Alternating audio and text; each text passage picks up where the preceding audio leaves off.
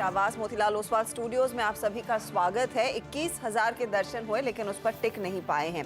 आज भले ही एक स्टेटस को पॉलिसी भी आई हो लेकिन ऊपरी लेवल से भारतीय बाजारों में कुछ मुनाफा वसूली के अंश बने। तो क्या होगी आपकी आज की क्लोजिंग रणनीति, उस पर करेंगे डिटेल में बातचीत, लेकिन पहले हेडलाइंस। 21,000 की रिकॉर्ड ऊंचाई छूने के बाद हल्का हुआ बाजार। दिन के निचले स्तरों पर अब पहुंचा निफ्टी 130 अंकों की कमजोरी के साथ। निफ्टी 20,900 के नीचे। निफ्टी बैंक भी ऊपरी लेवल से 250 पॉइंट फिसला। मिड कैप स्टॉक्स में 350 पॉइंट से ज्यादा की गिरावट। आरबीआई ने लगातार 5वीं बार ब्याज दरों में नहीं किया कोई बदलाव, लेकिन FY24 जीडीपी अनुमान 6.5% से बढ़ाकर 7% किया। अस्पतालों और शैक्षणिक संस्थाओं में यूपीआई पेमेंट की सीमा 1 लाख से बढ़ाकर 5 लाख की। तो ये किसी को अंदाजा नहीं था। पहली बात, it's a shock, it's a bolt from the blue, I would say it's a knee जट रिएक्शन। एथलॉन पर फैसले से शुगर इंडस्ट्री को लगा बड़ा झटका। सीएनबीसी आवाज के मैनेजिंग एडिटर अनुज सिंगल से खास बातचीत में बोले बलरामपुर चीनी के सीएमडी विवेक सरावगी, जरूरत से ज्यादा बढ़ जाएगी शुगर सप्लाई, दूसरे उपायों पर भी करना चाहिए था विचार। बार बार सर्वर डाउन होने की दिक्कत झेल रहे ब्रोकरों को सेबी चेयरपर्सन की नसीहत। कहा टेक्नोलॉजी अपग्रेड करने के लिए करें निवेश। अगले 1 साल में तत्कालिक सेटलमेंट लागू करने का भी दिलाया भरोसा।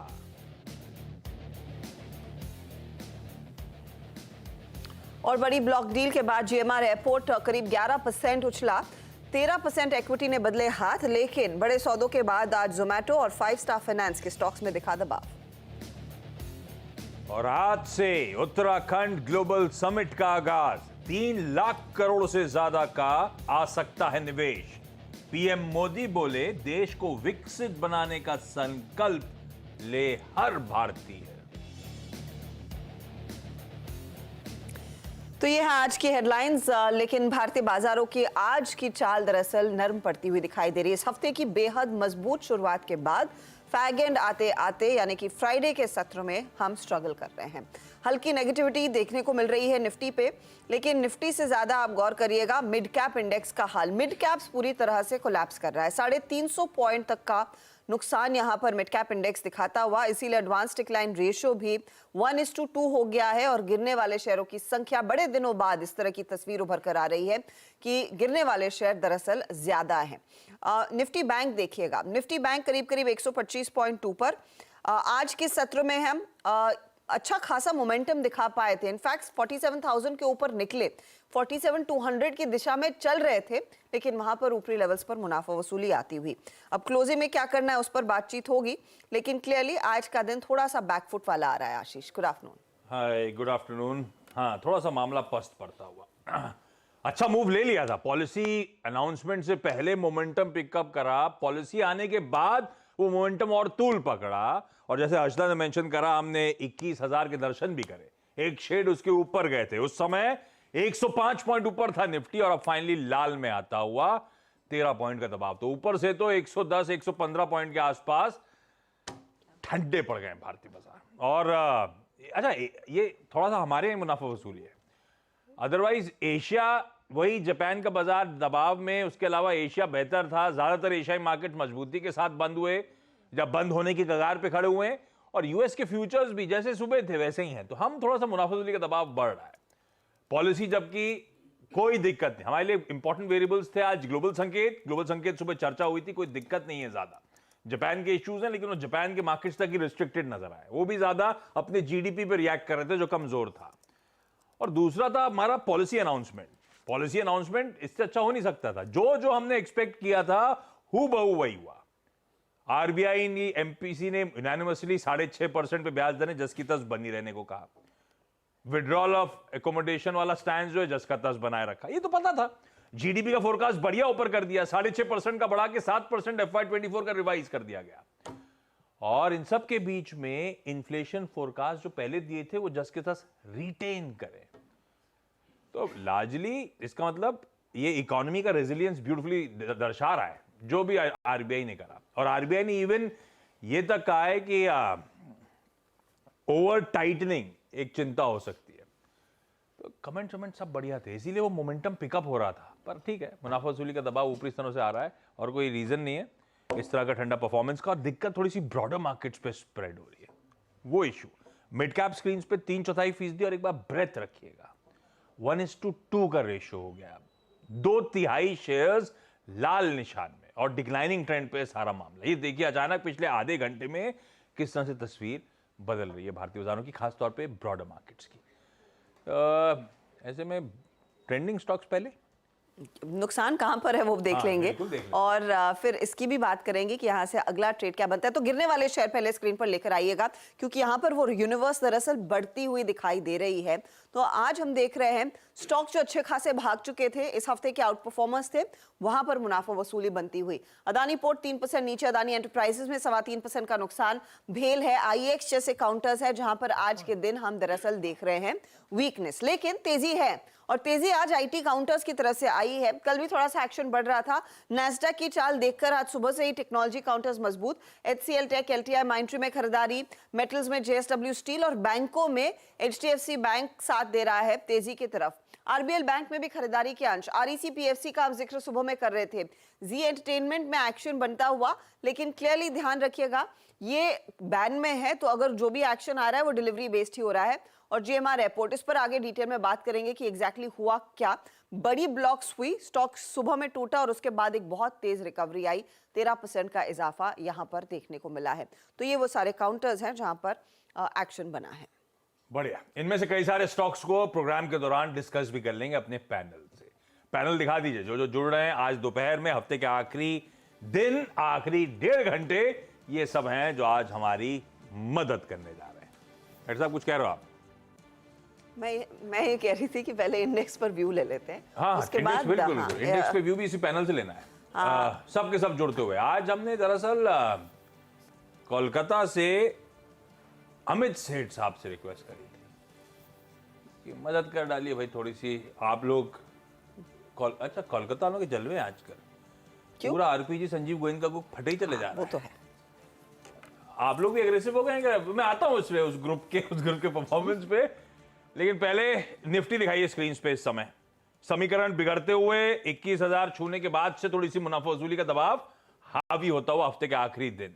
अमित जी कैसे रीड कर रहे हो इस प्रॉफिट टेकिंग को? 100 पॉइंट ऊपर से ठंडे पड़े हुए हैं हम, और रणनीति क्या है निफ्टी स्पेसिफिक, पहले उस पर बात। Good afternoon Ashish ji, good afternoon Harshita ma'am and everybody on the panel. Ashish ji, election results के बाद और पोल के रिजल्ट के बाद हमने काफी शार्प गैप अप देखा था, और वहां के बाद उसके बाद भी हमें काफी एक रन अप देखा निफ्टी में। तो क्वाइट एक्सपेक्टेड था। हमारा लेवल्स काफी निफ्टी के इंडेक्स के ओवरस्ट्रेच हो गए थे, एक्सटेंडेड हो गए थे, मोमेंटम इंडिकेटर्स हीट अप हो गए थे। स्ट्रक्चर अभी भी पॉजिटिव है, लेकिन ओवरबॉट और एक्सटेंडेड है, तो इस तरह का एक पुल बैक एक्सपेक्टेड है। 21,000 पे हम अच्छी खासी कॉल रेटिंग फिलहाल देख रहे हैं। निफ्टी का एक जो 10 डे एक्सपोनेंशियल मूविंग एवरेज है, that is coming somewhere around 10,540। तो बिटवीन द मूविंग एवरेजेस एक बहुत बड़ी डिस्पैरिटी होगी। जनरली ऐसा रहता नहीं है, यहाँ तो मूविंग कंसोलिडेशन होता है और मूविंग एवरेज ऊपर आ जाता है, यहाँ फिर एक पुल बैक आता है। तो आई एम एक्सपेक्टिंग कि मार्केट थोड़ा सा कंसोलिडेशन मोड में जाएगी, थोड़ा सा पुल बैक मोड में जाएगी, और उसके बाद next leg of up trend हम इसमें देख सकते हैं। स्ट्रक्चर इंटैक्ट है। इंपॉर्टेंट जो लेवल्स है हमारे, वो है अराउंड 20,850 इंट्राडे के पर्पसेस से एक पिवट लेवल है। जब तक वो लेवल इंटैक्ट है, तो इंट्राडे प्लेयर्स की खाली बात कर रहा हूँ कि वो छोटा सा इसमें जब भी थोड़ा नीचे आए तो वहां पे एक 30-40 पॉइंट का रिस्क ले सकते हैं for intraday trading purposes. Larger supports अगर हम देखें, अगर कोई कारणवश इस प्रॉफिट बुकिंग में 20,850 के लेवल्स अगर गिव अप हो जाते हैं, तो फिर नेक्स्ट सपोर्ट हमारा लगभग 20,600 20,700 के आसपास आता है। तो मुझे लगता है कि market will go into consolidation and pull back mode, और ये कंसोलिडेशन हेल्दी होगा, और अगर हमें नीचे के लेवल्स में मिले इंडेक्स, तो काफी अच्छा रिस्क रिवॉर्ड हमारा बढ़ेगा for the next leg of the rally. ये है निफ्टी की स्ट्रैटेजी। इस बीच ये लीजिए, सबसे पहले इस प्लेटफॉर्म पे पता चल रहा है आपको, आज शाम को कैबिनेट और सीसीईए की जो बैठक होनी है शाम 6:30 बजे, उसका एजेंडा, उसका लाइकली एजेंडा क्या होगा, वो नीचे चलना शुरू हो गया। आप पढ़ते रहिए, कुछ ही देर में जो लेकर आए सारे डेवलपमेंट्स हमारे लिए, अपडेट्स हमारे लिए लक्ष्मण रॉय, उनको भी जोड़ लेंगे प्रोग्राम में। इस बीच पहले अमित जी के साथ मार्केट का टोन सेट कर लिया जाए। अमित जी, निफ्टी बैंक क्या लग रहा है? जब आपने कहा था इलेक्शन वर्डिक्ट, उसके बाद से ये वो गो टू पॉकेट थी, ये वो आउट परफॉर्मिंग पॉकेट थी, और अब ऐसा कुछ नहीं है, वॉलेटाइल क्या कंसोलिडेशन में चला गया है। मेरे को लगता है पहले 2 दिनों के बहुत सॉलिड मूव्स के बाद। क्या करूं, इसके इंडिविजुअल हैवीवेट्स को देखते हुए क्या लग रहा है, निफ्टी बैंक की तस्वीर कैसी ड्रॉ करोगे और आपकी रणनीति क्या होगी? आशीष जी, स्पेशली अगर मैं रेशियो चार्ट्स देखूं निफ्टी और बैंक निफ्टी का, बहुत बड़ा अंडर परफॉर्मेंस देखा है, लेकिन अब कहीं ना कहीं लग रहा है कि Nifty bank will start to outperform based on those ratio charts. SBI ने अंडर परफॉर्म किया, आईसीआईसीआई का स्ट्रक्चर का अच्छा खासा पॉजिटिव है, मुझे लगता है वहां पे भी एक मूव आएगा, एक कंसोलिडेशन मूव हो रहा है वहां पे। एचडीएफसी बैंक ने भी अंडर परफॉर्म किया, लेकिन अब इन सब स्टॉक्स में हम देख रहे हैं कि एक अच्छा खासा बेस बन गया है, और इनकी जो अंडर परफॉर्मेंस है that will come to an end and they will start outperforming. तो बैंक निफ्टी पे व्यू डेफिनेटली ज्यादा बुलिश है अब यहाँ से निफ्टी में, based on the ratio charts. लेकिन यहाँ पे खाली प्रॉब्लम ये है कि एक बार जो रनअप आ गया उसके कारण थोड़ा सा ओवरबॉट है, स्ट्रेच है, तो यहाँ पे भी हल्का फुल्का हम कंसोलिडेशन देखेंगे। लेकिन वीकली स्ट्रक्चर देखें तो 46,500 के लेवल पे एक technically breakout bank Nifty register कर रहा है, जो कि आज के सत्र में, क्योंकि आज फ्राइडे है, तो वीकली क्लोज भी 46,500 के ऊपर आएगा, तो that will be a big positive. यहाँ पे भी बाय ऑन डिप्स की रणनीति है, 46,500 इंट्राडे लेवल्स के हिसाब से एक स्ट्रॉन्ग सपोर्ट है, एंड गोइंग फॉरवर्ड मुझे लगता है 46,000 to 46,500 will act as a strong support. Dip मिलने से हमारा रिस्क रिवॉर्ड इंप्रूव होगा, I would like to go long यहाँ पे, और मुझे लगता है कि आने वाले कुछ दिनों में, maybe next week, will see levels of 47,500 to 48,000 on bank Nifty. वाह, इवेंचुअली 48,000 तक की तैयारी आने वाले हफ्ते में करते हुए नजर आएंगे हम। अच्छा, एक वो अंडर परफॉर्मेंस की बात करी थी अमित जी ने, वाकई बहुत स्टार्क अंडर परफॉर्मेंस था Nifty versus Nifty bank. Nifty के कई सारे पॉकेट्स ही आउट परफॉर्म कर रही थी, निफ्टी आउट परफॉर्म कर रहा था, बैंक्स थके पड़े हुए थे, लेकिन इलेक्शन वर्डिक्ट के बाद वो ब्यूटीफुल कैचअप। फ्राइडे को निफ्टी ने अपना रिकॉर्ड हाई छुआ था, और उसके बाद हमने देखा था मंडे को ही निफ्टी बैंक ने इस तरह का मूव दिखाया था। 1600 पॉइंट की रैली जब आई थी, उसने अपना रिकॉर्ड हाई, तो काफी हद तक कैचअप प्ले करा। ये गड़बड़ है डायरेक्टर साहब, एक महीने में निफ्टी बैंक कैसे 1/3, तो चार्ट इतना लंबा ऊंची लाइन दिखा रहा है, दोनों 7-7% दरअसल मूव करें, तो काफी हद तक अंडर परफॉर्मेंस करेक्ट हुआ। लेकिन अमित जी, आपकी कमेंट्री से लग रहा है कि निफ्टी बैंक यहां से आउट परफॉर्मिंग पॉकेट बनी रहेगी, है ना? जी, मुझे ऐसा लगता है based on the ratio charts. ठीक है, ये कहानी है निफ्टी बैंक की। अच्छा, आज सुबह जो आरबीआई गवर्नर से चलें कि पहले कॉल्स ले ली जाए? पहले इस समय के कॉल्स ले लेते हैं, वो ज्यादा इंपॉर्टेंट कि, है। ट्रेड क्या करना है वो सेट करना, उसके बाद उसके बाद बड़ी चीजों पर बात करेंगे, और ऑफ कोर्स लक्ष्मण रॉय भी तैयार होंगे। आज जो कैबिनेट की सीसीए की बैठक होने वाली है, उस पर भी अपडेट्स आएंगे। तो पैनल आपको दिख रहा है, गाबा साहब, राजेश सातपुते, अमित सेठ है, कविता जैन और साथ ही साथ धर्मेश कांत। आप सभी का स्वागत है। कविता, गुड आफ्टरनून, बताइए आपका trade. Very good afternoon Harshada ji, good afternoon everyone. Well, trade होगा आईटी से ही, तो आज हम प्रॉफिट बुकिंग मिड कैप में देखे हैं, बट लार्ज कैप स्टॉक्स फिर भी सस्टेन किए हैं। वहाँ मुझे इन्फोसिस इज लुकिंग गुड, 1479 के लेवल्स पर एज ऑफ नाउ है, सो 1495, 1505 के प्राइस टारगेट के लिए इन्फोसिस पर एक बाय ट्रेड इनिशिएट कर सकते हैं। स्टॉप लॉस मेंटेन करना चाहिए 1469 का। इन्फोसिस, भाई ये दिग्गज अच्छा लग रहा है, हेवीवेट है, बाजार के लिए भी अच्छी खबर कि इन्फी अगर यहां से और अच्छे मूव्स दे दे तो मजा आ जाएगा। गावा सर, कहां गए थे आप? फ्रिज में कुछ ढूंढने? नहीं, ये नहीं, यही बता। गावा सर, इस समय का प्रिफर्ड पिक कौन सा? प्रिफर्ड आईटी से ही रहेगा, चुना है मैंने परसिस्टेंट। बढ़िया है, बेस तो बढ़िया है, उसके बाद जो आज मूव मिला है बढ़िया है। ट्रेड कर रहा है 6487, मुझे लगता है 6600 तक चला जाएगा। स्टॉप लगाइए 6450 का, खास नहीं है, तो मेरे ख्याल से एक अप मूव मिलना चाहिए परसिस्टेंट में। ये बीटीएससी के तौर पे भी काम कर सकता है परसिस्टेंट। बीटीएससी लेकिन दूसरा है। आपने ऐसे बोला, मैंने गाबा सर के नाम के सामने लिख दिया आईटीसी, फिर लिखा आईटी से ही, तो फिर धीरे से बदला, काटा ऊपर परसिस्टेंट। ठीक है, sorry, persistent system. Rajesh ji, good afternoon, बताइए आपका trade. Good afternoon Harshada ji and good afternoon everyone. Harshada ji, देखिए नजर जो है वो आईटी पे ही है। सुबह एक इन्फोसिस दिया था, परसिस्टेंट चुना था, गावा जी ने दे दिया। तो देखिए अभी जो नजर होगी वो रहेगी टीसीएस।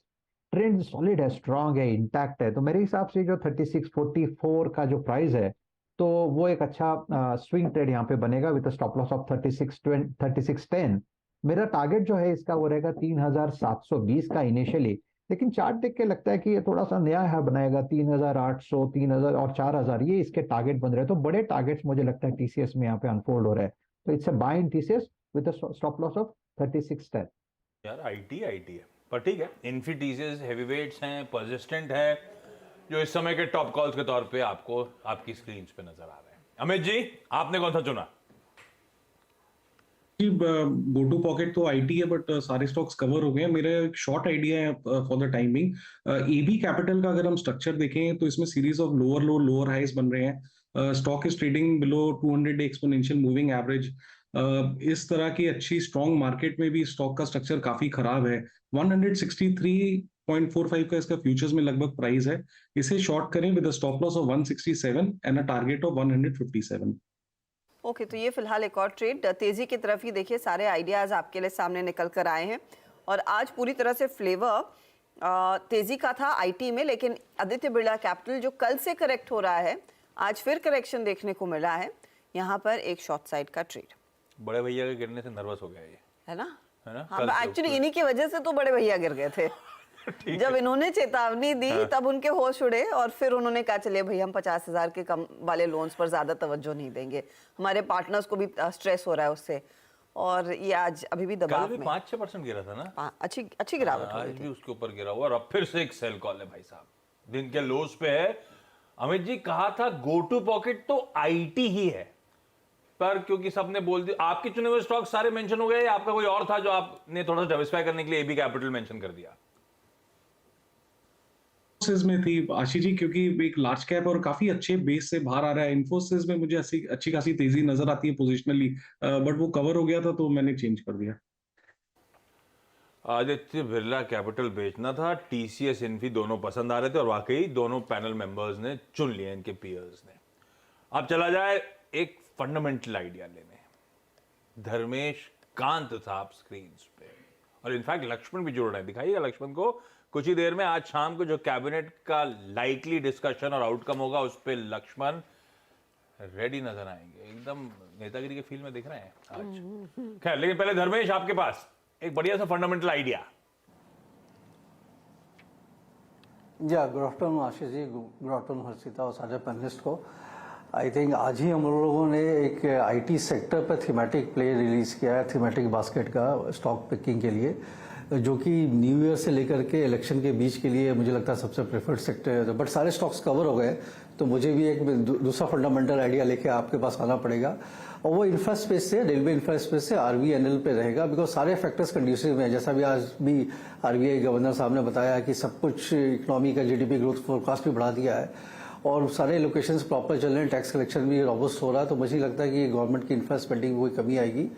आरबीएनएल काफी अच्छे तरीके से परफॉर्म कर रहा है, 25% से ऊपर का इनका प्रॉफिटेबिलिटी और रेवेन्यू का क्या कर रहा है। पिछले 2-3 महीने से थोड़ा सा स्टॉक कंसोलिडेशन जोन में चल नहीं रहा है, खास करके अभी 2 दिन पहले से थोड़ी मूवमेंट आई है, तो मुझे लगता है ये कंटिन्यूटी रहेगी, इसमें बाई करके चलना चाहिए। 210 का आगे का टारगेट है और इसको हर गिरावट में खरीदे। 160 तक अगर गिरता है बाई चांस मार्केट करेक्शन से, तो एक्यूमुलेट करना चाहिए। बाकी there is no problem, fundamental ratios intact है। आरओई 20-22% का, order book to bill ratio 3x का है, वो बढ़ेगा। मैनेजमेंट का ऐसा मानना 75,000 से 1 लाख करोड़ का ऑर्डर बुक हो जाएगा आने वाले समय में, हमारा भी ऐसा मानना है। और रेलवे में चाहे वो 2 लेन से 4 लेन हो, एडिशनल लेन हो, ब्रिजेस हैं, ये सब की कंस्ट्रक्शन काफी जोर शोर से चल रही है, सो इसे बाई करने की सलाह रहेगी।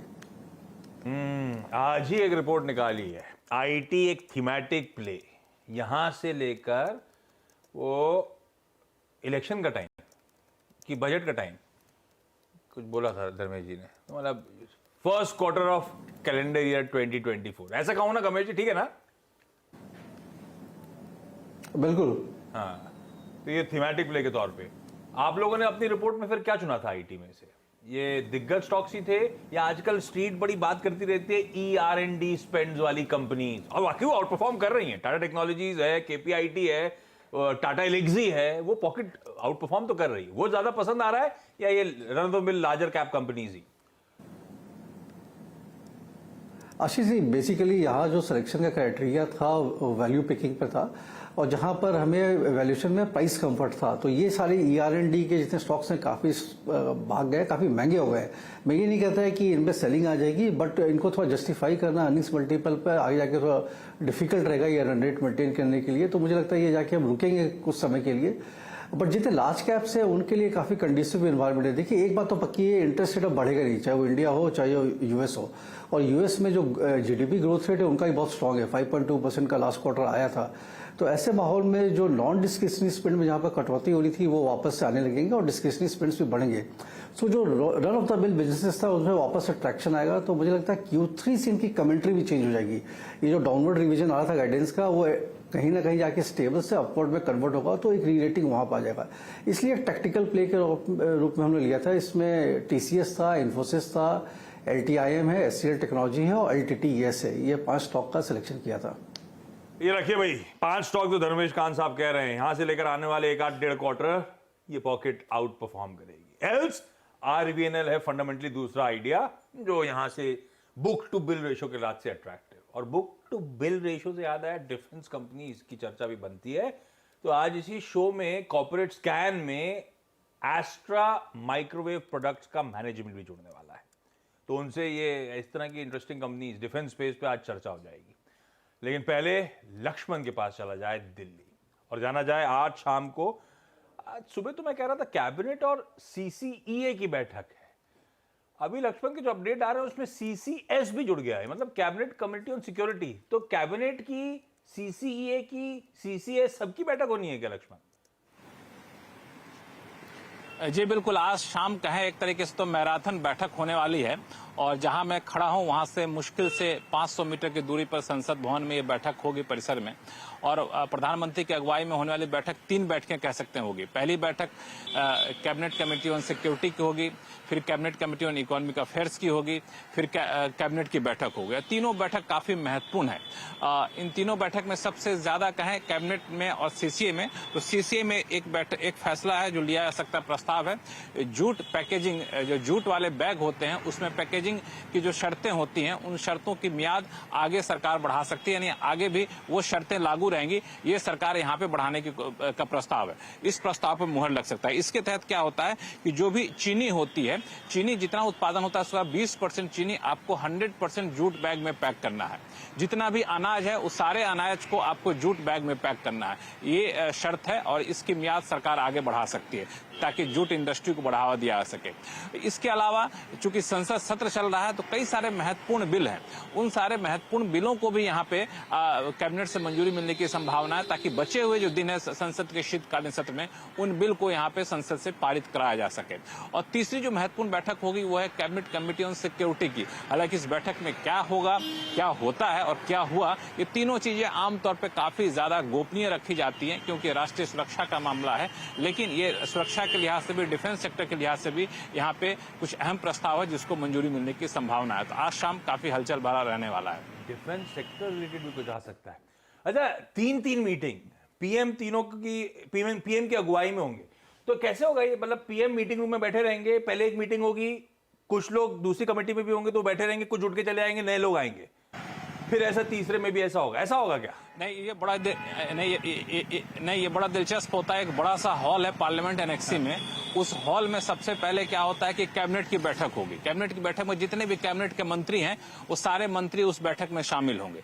उसके बाद जैसे ही कैबिनेट की बैठक खत्म होगी CCA की बैठक होगी। तो CCA के जो मेंबर है वो यहाँ पे रहेंगे और बाकी कैबिनेट के सदस्य जो है उठ के चले जाते हैं। और जब CCA की बैठक खत्म होती है तो CCA के बाद सारे मेंबर चले जाते हैं, सिर्फ CCS के जो मेंबर होते हैं वो बचे रह जाते हैं। क्योंकि CCS के यानी कैबिनेट कमेटी ऑन सिक्योरिटी के जो सदस्य होते हैं वो CCA के भी मेंबर होते हैं और कैबिनेट के भी मेंबर होते हैं। मिसाल के तौर पर रक्षा मंत्री राजनाथ सिंह, गृह मंत्री अमित शाह, वित्त मंत्री निर्मला सीतारमण वो CCS तक बैठी रहेंगी, बाकी लोग उठ करके चले जाएंगे। इसी तरीके से जब कैबिनेट की बैठक खत्म होगी तो बाकी लोग उठ के चले जाएंगे। इकोनॉमिक अफेयर्स वाले जो लोग हैं वो बैठे रहेंगे, जिसमें निर्मला सीतारमण, नितिन गडकरी, आपको राजनाथ सिंह, गृह मंत्री, विदेश मंत्री, सब लोग बैठे रहेंगे। तो ये सारी परंपरा होती है। और जितने भी हर मंत्रालय, जिन जिन मंत्रालयों का प्रस्ताव होता है उसके अधिकारी एक अलग रूम में बैठे रहते हैं और उनको जरूरत पड़ती है तो बुलाया जाता है किसी भी चीज पर सफाई लेने के लिए। ये इंटरेस्टिंग है।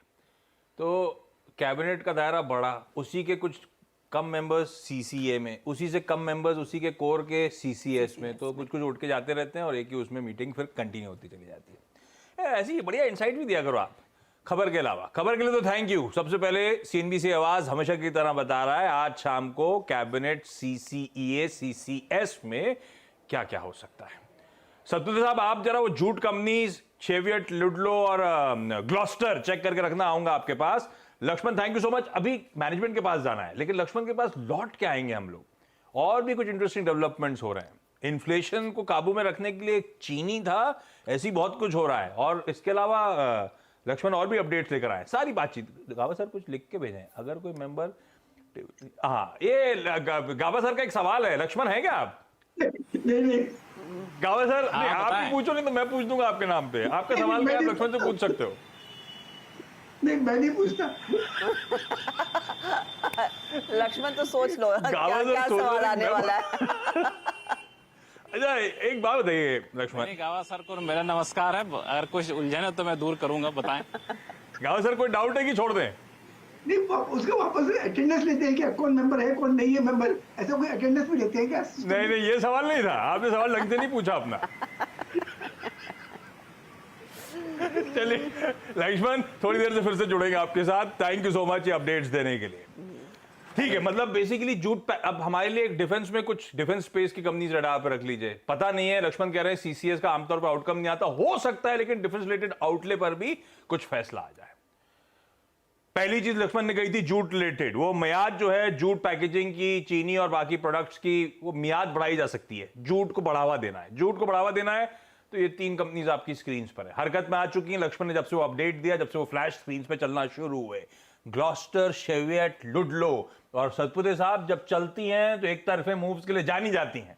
कोई चार्ट पार्ट पे बेहतर लग रहा है या छोड़ दिया जाए? जी, यहाँ पे शेवियट का मैं चार्ट देख रहा था, इसका टारगेट बनता है 1350। लेकिन हुआ यह है कि न्यूज के पहले यहाँ पे अच्छा मूव आया है 1200 से लेके अभी ये 1320 पे चल रहा है, तो यहाँ पे एक आप कह सकते हैं कि 30-40 पॉइंट का एक स्विंग और मिलेगा। तो स्टॉप लॉस हमें रखना है 1280 का, तो बाय करेंगे, थोड़ा डिप मिले तो ज्यादा बेहतर है, otherwise it's a hold. Fresh trade थोड़ा मुझे एट दिस लेवल थोड़ा ओवरबॉट लगता है, तो थोड़ा वेट करें। ओके, तो शेवियट एक ट्रेड जो ज्यादा बेहतर साबित होगा। स्टॉक में आप देखिए तेजी आ चुकी है, लगभग 7 से 8% तक का इजाफा। इनफैक्ट ये पिछले 10-15 मिनटों का ही कमाल है कि स्टॉक में ये अच्छा लक्ष्मण खासा का मोमेंटम। अपन जब जो बड़ा मार्केट की बार चर्चा कर स्पाइक आ रहे रहे थे, तब वो फ्लैश आना शुरू हुआ। लक्ष्मण 5 मिनट बाद जुड़े, एग्जैक्टली। सारी हरकत तो स्क्रीन पर। जैसे आपने सीएनबीसी आवाज पर वो एक्सक्लूसिव फ्लैशेस देखे, तो मार्केट भी रिएक्ट कर रहा है और ट्रेड्स में आ रहा है। लेकिन जैसे लक्ष्मण मेंशन कर रहे थे कि शायद डिफेंस पर भी बात हो सकती है, ये कमाल है लक्ष्मण और hats off to Laxman Roy. Defence शेयरों की ही बात करेंगे क्योंकि ये एक पॉकेट है जहां पर अच्छा खासा इजाफा पिछले कुछ ट्रेडिंग सेशंस में देखने को मिला है। अब ज्यादातर सरकारी कंपनियों में ही तेजी आ रही है, लेकिन आज एक निजी कंपनी एस्ट्रा माइक्रोवेव प्रोडक्ट्स के मैनेजमेंट से हम रूबरू होंगे। उनसे समझेंगे कि इस समय फीलर क्या मिल रहे हैं, सरकार और कितना खर्च बढ़ाने वाली है, इनकी ऑर्डर बुक कितनी और मजबूत है, और जो सरकारी ऑर्डर्स दरअसल अलग अलग सरकारी कंपनियों को बांटे जा रहे हैं, उसमें से जो कुछ शेयर इन दूसरे प्लेयर्स के हाथ भी लगता है, उसमें कंपनी की क्या भूमिका रहेगी। मेरे साथ दरअसल जुड़ रहे हैं कंपनी के एग्जीक्यूटिव डायरेक्टर अतीम काबरा। काबरा साहब, स्वागत है आपका, शुक्रिया हमारे लिए समय निकालने के लिए। पहले तो आपकी करंट ऑर्डर बुक पोजीशन ताजा अगर आप हमें समझा सकें। आज हम क्या 8 दिसंबर पर बैठे हैं, किस तरह के ऑर्डर्स आपके हाथ में हैं? अभी हमारा 1800 करोड़ रुपए से ज़्यादा का करंटली ऑर्डर बुक है, और on a consolidated basis about 2300 crore रुपए से ज़्यादा का ऑर्डर बुक है, विच जो हमें 18 से 24 महीने के अंदर में हमारा टिपिकल सेल्स कन्वर्जन साइकिल है इस ऑर्डर बुक का। हमारी एक्सपेक्टेशन ये है कि जिस तरह से सरकार ने अपना दिशा एक तरह से दी हुई है डिफेंस इंडस्ट्री को, नए नए प्रोडक्ट्स एंड नए नए एरियाज जो आत्मनिर्भर भारत के लिए जो प्रस्तुत किए जा रहे हैं, उनसे एक लॉन्ग टर्म ऑर्डर बुक जो है वो मजबूत ही होगी, काफी सिग्निफिकेंट वेज के अंदर में। 100 करोड़ रुपए की कुल ऑर्डर बुक, FY23 के रेवेन्यूज थे 800 सवा 800 करोड़ के आसपास, तो बढ़िया 2.5 टाइम्स उस लिहाज से आपको ऑर्डर बुक नजर आएगी, उस रेवेन्यू कैलकुलेशन के लिहाज से बढ़िया विजिबिलिटी। और आतिम सर बढ़िया रहा क्योंकि आत्मनिर्भरता पे फोकस, डिफेंस पे थ्रस्ट, ये जितना स्ट्रॉन्ग पीरियड ऑफलेट आपने एंजॉय करा है, इक्वली स्ट्रॉन्ग पाइपलाइन भी नजर आ रही है क्या? जिस तरह के चैनल चेक्स आपके हो रहे होंगे, इसी तरह का रोबस्ट आउटलुक नजर आ रहा है क्या? ऐसे ही बुक टू बिल स्वेल होता रहेगा क्या? एक्चुअली जो प्रोग्राम्स अभी अनाउंस हुए हैं और उनके रियलिटी के अंदर में, प्रोडक्शन के अंदर में, कन्वर्जन के अंदर में थोड़ा समय रहता है।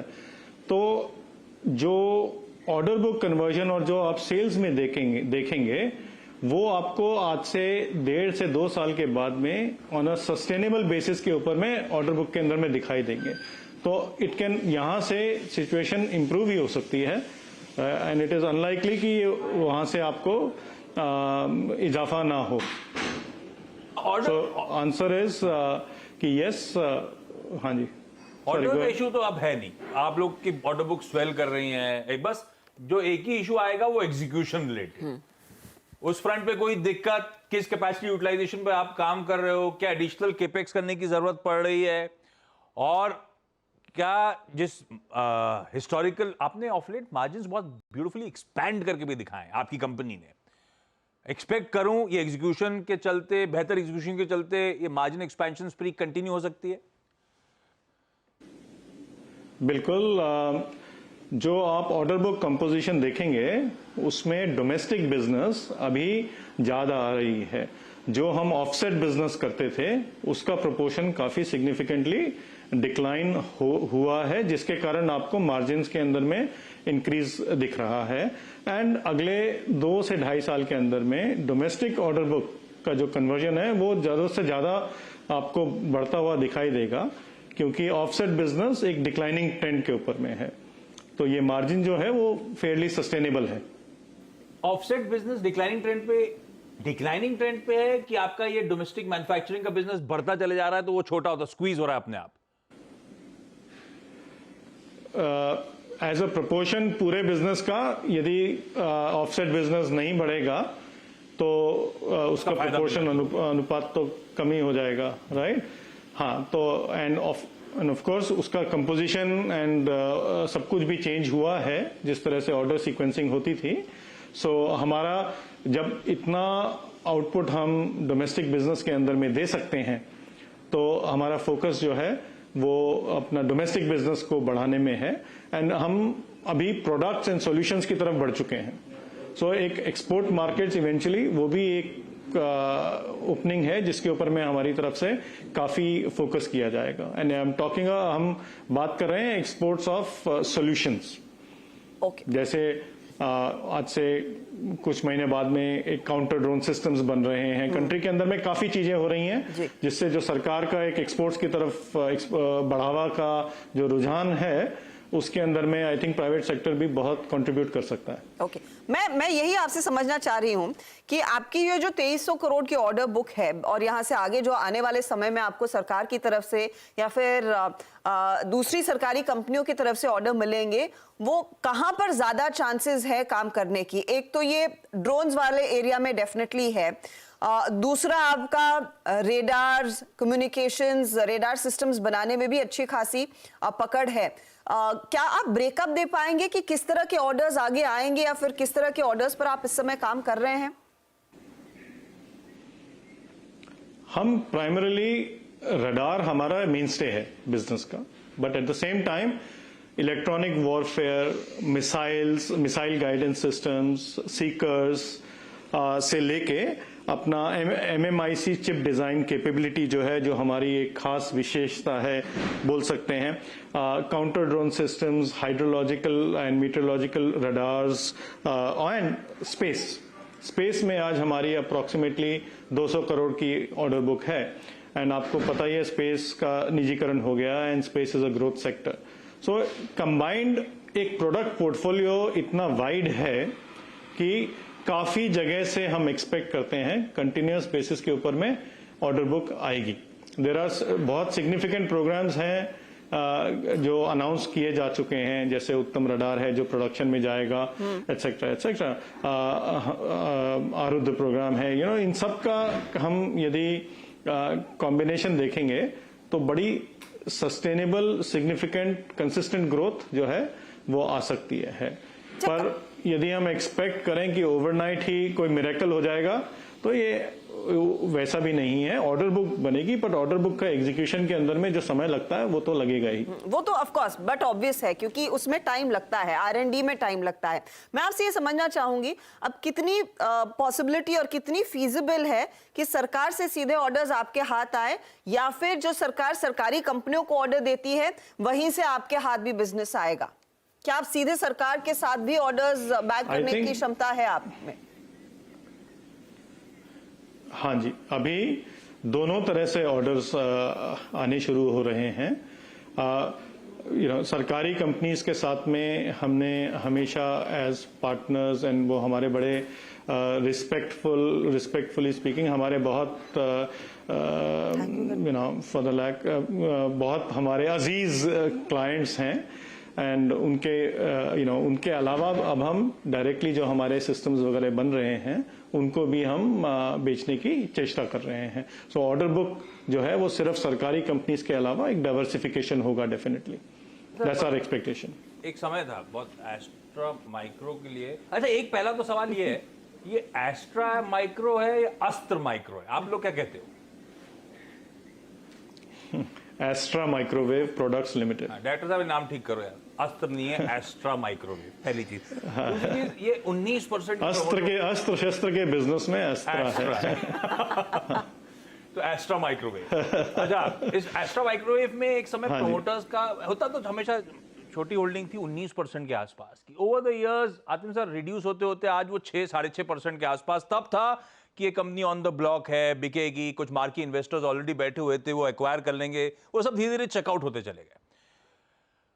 क्या स्थिति है? आप तो टॉप मैनेजमेंट का हिस्सा हो, प्रमोटर्स का बचा हुआ 6-6.5% हिस्सा भी बेचा जाएगा क्या? और आप तो एक समय पे पी प्लेयर्स को चित्रकार साहब कुछ ये अपफ्रंट कोई स्ट्रेटेजिक इन्वेस्टर नहीं आ रहा क्या इसमें? देखिए, ये बड़ा जेन्युइन क्वेश्चन है, बट आई थिंक सिचुएशन काफी चेंज हो चुकी है। चित्रकार साहब जो हमारे R&D के स्पेशलिस्ट हैं, जिनकी गाइडेंस के अंदर में R&D एफर्ट बना है, ओके, वो आज भी प्रमोटर कैटेगरी के अंदर में हैं और उनका एक सिग्निफिकेंट होल्डिंग है, मेरा होल्डिंग है। एंड अभी हमने मिस्टर सुरेश सोमानी को बोर्ड के ऊपर में लेके आए हैं, जो पर्सन्स एक्टिंग इन कॉन्सर्ट को एक ग्रुप को रिप्रेजेंट करते हैं। सो बिटवीन हम तीनों के बीच में ही आप यदि देखेंगे तो 21% से ज्यादा का बोर्ड के ऊपर में जो मेंबर्स हैं उन्हीं का स्टेक है। तो ये एक तरह से ये कहना कि इसमें प्रमोटर स्टेक लेस है, राइट, टेक्निकल ही भाषा में बोला जा सकता है, बट जो कंपनी चला रहे हैं उन लोगों का 21% से ज्यादा का तो डायरेक्ट स्टेक है इस कंपनी के अंदर में at this point in time. बढ़िया है, आपका स्टेक है और बढ़िया चल रहा होगा। 200 का माल 600 में हो चुका है इसी साल। आदित्य सर, बढ़िया कर रही है कंपनी, बढ़िया स्पेस है, बढ़िया स्टॉक की चाल है। कांग्रेचुलेशंस आपको और थैंक यू सो मच इस ब्यूटीफुल इनसाइट्स के लिए। Thank you. धर्मेश, ये डिफेंस में रडार में क्या अस्त्र माइक्रो एस्ट्रा माइक्रोवेव प्रोडक्ट्स? नहीं, पूरा सेक्टर ही रडार में है, बट अभी क्या है कि आशीष जी सारे सेक्टर काफी महंगे हो गए हैं। सो नई निवेश करने की सलाह तो नहीं रहेगी। एज अ बास्केट बाई ये 6-8 महीना पहले काफी अट्रैक्टिव था। हालांकि ये सारे स्टॉक, चाहे एस्ट्रा माइक्रोवेव हो, डेटा पैटर्न्स हो, ये सब पहले भी एक्सपेंसिव थे, अभी थोड़े और ज्यादा महंगे हो गए। और इसमें जो सस्ता दिखता था हिंदुस्तान एरोनॉटिक्स, वो भी अब इतना चल रखा है 1800-1900 के बहुत से, मैंने आपके चैनल पर भी बहुत बार रिकमेंड किया था, अभी 2700 पे ऑलरेडी ये अब अपर बैंड पे चला गया है। तो यहाँ पर सलाह यही है कि अगर आपने ले रखा है तो प्रॉफिट बुक करने की जरूरत नहीं है, इसमें बने रहे, थोड़ा और समय दें, 1-8 साल इसको चलने दें, और फिर अगर री रेटिंग की जरूरत पड़ेगी तो करेंगे। फ्रेश बाइंग के लिए आई डोंट थिंक ये प्राइस आपको फ्रेश बाइंग करने की सलाह देता है। ओके, तो एक अपॉर्चुनिटी क्लियरली यहाँ पर एस्ट्रो माइक्रोवेव में इस समय दिखाई दे रही है, यहाँ पर मौका है। चलिए स्टॉक्स पर आएंगे और मार्केट की हालत अगर आप देखिए, निफ्टी बैंक स्टडी है, करीब 47,000 की वापसी हो गई है बाय द वे आशीष, करीब 200 पॉइंट का इजाफा इस समय इंडेक्स दिखा रहा है। बैंकों में क्या चला है वो आपकी स्क्रीन पर लेकर आते हैं। HDFC बैंक लेकर आइएगा प्लीज, 1.5% की तेजी लगभग आ रही है, 1.28% का मूव यहाँ पर। ICICI बैंक भी अब नियरली 1% के गेंस दिखा रहा है और एक्सिस में भी खरीदारी है, तो इन ट्रेड्स को इग्नोर नहीं कर सकते। अमित बताइए, HDFC बैंक या ICICI किसके साथ अब जाएंगे या दोनों ले रहे हैं? जी अच्छा मैम, इनफैक्ट मैंने जैसे पहले कहा था, दोनों ही काफी स्ट्रांग है, एक अच्छे बेस से आ रहे हैं। HDFC बैंक भी ले सकते हैं, ICICI बैंक भी ले सकते हैं। ICICI बैंक एग्जैक्टली अपना जो सपोर्ट है 990 995 वहां से इसने टर्न किया है। तो 1008 की उसका प्राइस है, एक छोटा सा स्टॉप लॉस 995 का रख के we can aim for a target of 1030 rupees in ICICI bank. अरे गावस्कर की पिक थी मेरे ख्याल से, विप्रो कब थी? कल की थी गावस्कर ना? हाँ जी, बढ़िया मूव, आज फिर विप्रो घूमना शुरू हो गया है। 1-8% का मूव तो अब नीचे से आना, ये 2 बजे से जो रिकवरी आई है 1% के आसपास। गावस्कर अब कैसा प्लेस्ड है? बढ़िया कमाई करी है इसमें ऑलरेडी हमने, अब कैसा प्लेस्ड है? 420 पे खड़ा है। 415 का स्टॉप लगाना चाहिए और कंटिन्यू होल्डिंग इट। विप्रो मुझे लगता है कि 430 तक जाना चाहिए। सेटअप तो बढ़िया है, अब मूव ऑन है। जो बार बना है परसों, कल एक पॉज बार था, आज भी एक पॉज बार है, बेसिकली मींस इसका एक रिजम्पशन होगा, ट्रेंड शायद मंडे को कंटिन्यू हो। तो 430 एक लॉजिकल टेक्निकल टारगेट लगता है विप्रो में, और आईटी क्षेत्र तो अच्छा दे ही दे रहा है, तो 415 का कोई स्टॉप लगा चले तो आई थिंक ठीक ही रहेगा विप्रो। 415 का स्टॉप। सुमित स्टूडियो में जुड़ते हुए कुछ ही देर में क्या चल रहा है पे जाऊंगा, उससे पहले एक काम करा जाए, 4 का चौका का टीजर दे दिया जाए, ताकि जब तक सुमित से बातचीत हो रही होगी हमारे पैनलिस्ट कुछ बढ़िया स्टॉक्स आइडेंटिफाई कर लेंगे। सस्ता ऑप्शन लिखाइए टीज डायरेक्टर साहब। सस्ता ऑप्शन के लिए हम इंदौर जाएंगे आज, कविता जी के पास। FNO सुपरस्टार के लिए राजेश सतपुते साहब के पास पूना चलेंगे। पूरा देश घुमा रहे हैं प्रोड्यूसर साहब आज। चार्ट के चमत्कार के लिए कोलकाता जाएंगे अमित सेठ साहब के पास, और मिड कैप फंडा के लिए धर्मेश के पास मुंबई आएंगे। एक बढ़िया सा मिड कैप फंडा आइडिया भी होगा। अच्छा, इस बीच आप लोग प्लीज अपने पिक्स रेडी करिए। समित पैनल में जुड़ते हुए एंजल 1 से। समित, ये ऐप को बड़े खतरनाक रिस्पांस मिल रहे हैं एंजल 1 के, छप्पर फाड़ रखे हैं आपने। कांग्रेचुलेशंस आपको। जी थैंक यू। सीरियस आदमी एकदम, खुशी नहीं हो रहा है, इतने बढ़िया ऐप कर रहा है, क्या ट्रैक्शन आ रहा है। बहुत अच्छा। कुछ डिस्काउंट ब्रोकर्स के सामने टक्कर देने लगा है आजकल एंजल 1। खैर समित, इस समय का कोई बढ़िया सा आइडिया स्टॉक स्पेसिफिक? देखिए आशीष, आईटी एज अ पैक आज काफी ज्यादा आउटपरफॉर्म कर रहा है, तो यहाँ से हमें लगता है कि LTI माइंट्री एक पॉजिटिवली पॉइज्ड है। यहाँ पे एक अच्छा खासा ये स्टॉक में ट्रैक्शन सुबह से हम देख रहे हैं, और थोड़ा बहुत ब्रॉडर मार्केट में भी हमने थोड़ा सा एक प्रॉफिट बुकिंग का मोड देखा है, बट आईटी स्टॉक्स में अच्छा बज है। तो LTI माइंट्री हमें अच्छा लग रहा है, जो लगभग उसके लास्ट 1.5 से 2 सालों के हाईएस्ट लेवल पे ट्रेड हो रहा है। तो यहाँ से आपको नेक्स्ट वीक के लिए तो ये स्टॉक एक पॉजिटिवली पॉइज दिख रहा है, जिसमें 5850, 5880 के भी टारगेट दिख सकते हैं। 5620 का यहाँ पे एक स्टॉप लॉस लेवल होना चाहिए। ओके, LTI माइंट्री, एक और आईटी का तड़का। पूरे पैनल को आज जो सेकंड हाफ में पसंद आया वो आईटी। मन मार के किसी ने आईटी से डाइवर्सिफाई करा, अदरवाइज आज का go to pocket technically IT, even fundamentally भी आईटी था। कि धर्मेश कह रहे थे आने वाले पीरियड में, आने वाले एक क्वार्टर में शायद आईटी वैसे भी आउट परफॉर्म करे, तो फंडामेंटल भी पसंद आ रहा था। चलिए भाई, 4 का चौका का टीजर स्क्रीन पे लेकर आइए प्लीज। सॉरी, एक में प्लीज टीज कर दिया GMR। नहीं, वो ये कर दिया क्या आपने? क्या चल रहा है? वो क्या चल रहा है? प्लीज टीजर लेकर आइए। मैं गलती से 4 का चौका बोला।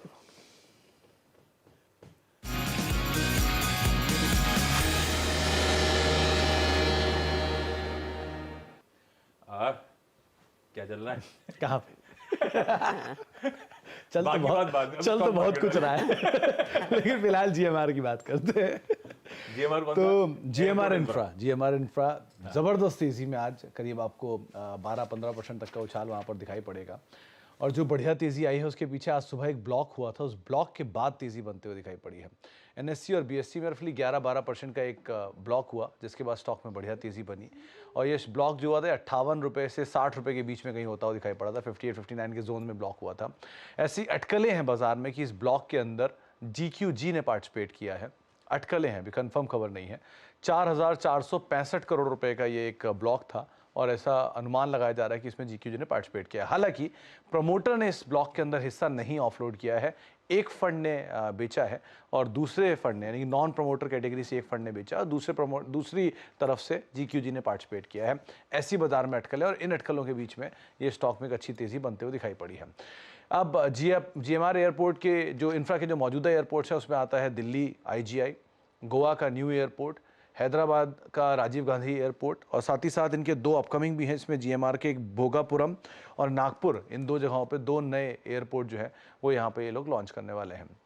रिसेंटली कई सारे ट्रिगर भी इनके साथ ऑलरेडी फंडामेंटली कामकाज कर भी रहे हैं। जहाँ पे दिल्ली एयरपोर्ट में इनके पक्ष में एक फैसला आता हुआ दिखाई पड़ा था, वो इनको एक सपोर्ट दे गया था टैरिफ बढ़ाने को लेकर। सुप्रीम कोर्ट से चुनौती गोइंग फॉरवर्ड मिल सकती है, दैट्स अ डिफरेंट थिंग, लेकिन अदरवाइज इनके लिए पॉजिटिव है सो फार। और मार्जिन भी करीब 4 से लेकर 5% तक वहाँ बढ़ने का अनुमान लगाया जा रहा है, टैरिफ बढ़ेंगे उससे। तो ये कुछ मल्टीपल ट्रिगर जो इनके लिए ऑलरेडी कामकाज कर रहे हैं तेज़ी के, और उस तेज़ी के ट्रिगर्स के बीच में ये एक अपडेट आता हुआ दिखाई पड़ रहा है। कंपनी में आज ब्लॉक हुई 4,500 करोड़ रुपए की और उसमें GQG के नाम की अटकलें बाजार लगा रहा है, तो इसलिए तेजी है। तो भाई GQG तो बहुत बिलिश। वैसे इनका कॉन्फिडेंस बढ़ गया होगा, इन्होंने अदानी पे बहुत सही लेवल पे लिया था, उसके बाद क्या रेट हुआ है। पतंजलि भी है, पतंजलि है, उसका IDFC फर्स्ट में डाला था, बहुत सही लिस्ट है। कॉन्फ्लिक्ट ऑफ इंटरेस्ट नहीं होगा अगर GQG GMR एयरपोर्ट में भी पैसे लगाता है? तो फंड है तो कहीं भी लगा सकता है। फंड है वो तो। जस्ट आस्किंग, किससे कॉन्फ्लिक्ट इंटरेस्ट किस चीज मतलब का? क्योंकि उनका पोर्ट में भी पैसा, ये अदानी ग्रुप के जो एयरपोर्ट बिजनेस है एंटरप्राइजेस के थ्रू, उसमें भी पैसा लगा हुआ है। इसमें कोई इशू नहीं दिखता, पर ये सर कंफर्मेशन आएगा, इसमें कोई दिक्कत है नहीं। GQG तो फंड के तौर पे कहीं भी लगा सकता है। खैर, लेकिन बड़ा बुलिश हो रहा है GQG इंडिया के, खास तौर पे इंफ्रा रिलेटेड स्टोरीज पे। अब बाकी भी हैं, लेकिन बहुत बहुत एग्रेसिव। GMR एयरपोर्ट्स का चार्ट कविता जी देखेगा एक बार। आज सुबह जब वो ट्रेड हुआ, बड़ा 12% इक्विटी ट्रांजैक्ट हुई, 3% नीचे। वो 3% नीचे वाला अब 8% मजबूती के साथ खड़ा हुआ आपको नजर आएगा। चार्ट्स पे कैसा लग रहा है? सो GMR एयरपोर्ट्स काफी अगर आप वीकली मंथली चार्ट सेटअप देखेंगे तो फर्दर स्ट्रेंथ काउंटर में बनती हुई दिख सकती है।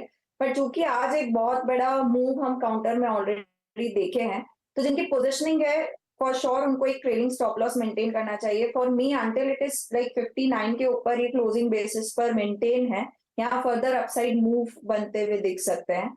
जो पोजिशनल सेटअप लगता है यहाँ से फर्दर 15 to 20 पॉइंट्स का अपसाइड मूवमेंट आता हुआ दिख सकता है। तो अंटिल 60 के ऊपर मेंटेन है, तब तक बाय ट्रेड में बने रहना चाहिए। हाँ, इस बीच एक और इंटरेस्टिंग डेवलपमेंट अपडेट आता हुआ, नवंबर का म्यूचुअल फंड फ्लो। भाई साहब, हम रिटेल थक नहीं रहे, बहुत अच्छी बात है। इंडिया ग्रोथ स्टोरी पे कन्विक्शन बढ़ते ही चले जा रहा है। वो SIP फ्लोज मेरे ख्याल से नया रिकॉर्ड होगा, ये 17,700 करोड़ के पार नवंबर का SIP इनफ्लो, रिकॉर्ड हाई। लगातार मोमेंटम और पिकअप हो रहा है। ये है इक्विटीज की तीसरी शक्ति। कहाँ FIDI है, ये रिटेल का इन्फ्यूजन देखिए आप, और डटे खड़े हुए हैं हम लोग। सारा अप्स एंड डाउन देख लिए, ये SIP फ्लो जस के तस बने हुए हैं इनफैक्ट, और स्वेल कर रहे हैं मंथ ऑन मंथ। गजब पार्टिसिपेशन। खैर, बहुत बढ़िया। लक्ष्मण भी है, क्या चल रहा है मैं आज, इसलिए कहा था लक्ष्मण को आप बने रहिएगा, कुछ देर बाद आपके पास लौट के आएंगे। हमने शुगर रिलेटेड स्टोरी देखी थी, कुछ पिटाई झेलते हुए। लक्ष्मण पहले थे कल, जो उन्होंने क्लैरिटी के साथ अपडेट दिया कि वाकई वो फैसला आ गया है सरकार की तरफ से। उसके बाद स्टॉक्स क्या पिटे थे। सरकार की कुछ सफाई आई है इथेनॉल पे, तो लक्ष्मण के पास वापस चला जाए, समझा जाए क्या डेवलपमेंट, क्या अपडेट्स हैं। लक्ष्मण, क्या अपडेट्स है हमारे पास? देखिए, दरअसल कल जो फैसला सरकार ने लिया, उसके बाद जिस तरीके से इंडस्ट्री ने उसको काफी ज्यादा आलोचना की, तो सरकार दोनों मंत्रालय, पेट्रोलियम मंत्रालय, फूड मंत्रालय, जो दोनों इससे संबंधित विभाग थे, और दोनों मंत्रालय के सबसे वरिष्ठ अधिकारी जो सचिव होते हैं, वो मीडिया के सामने मुखातिब हुए और सारे मामलों पर सफाई दी। इंडस्ट्री के 3 सवाल थे।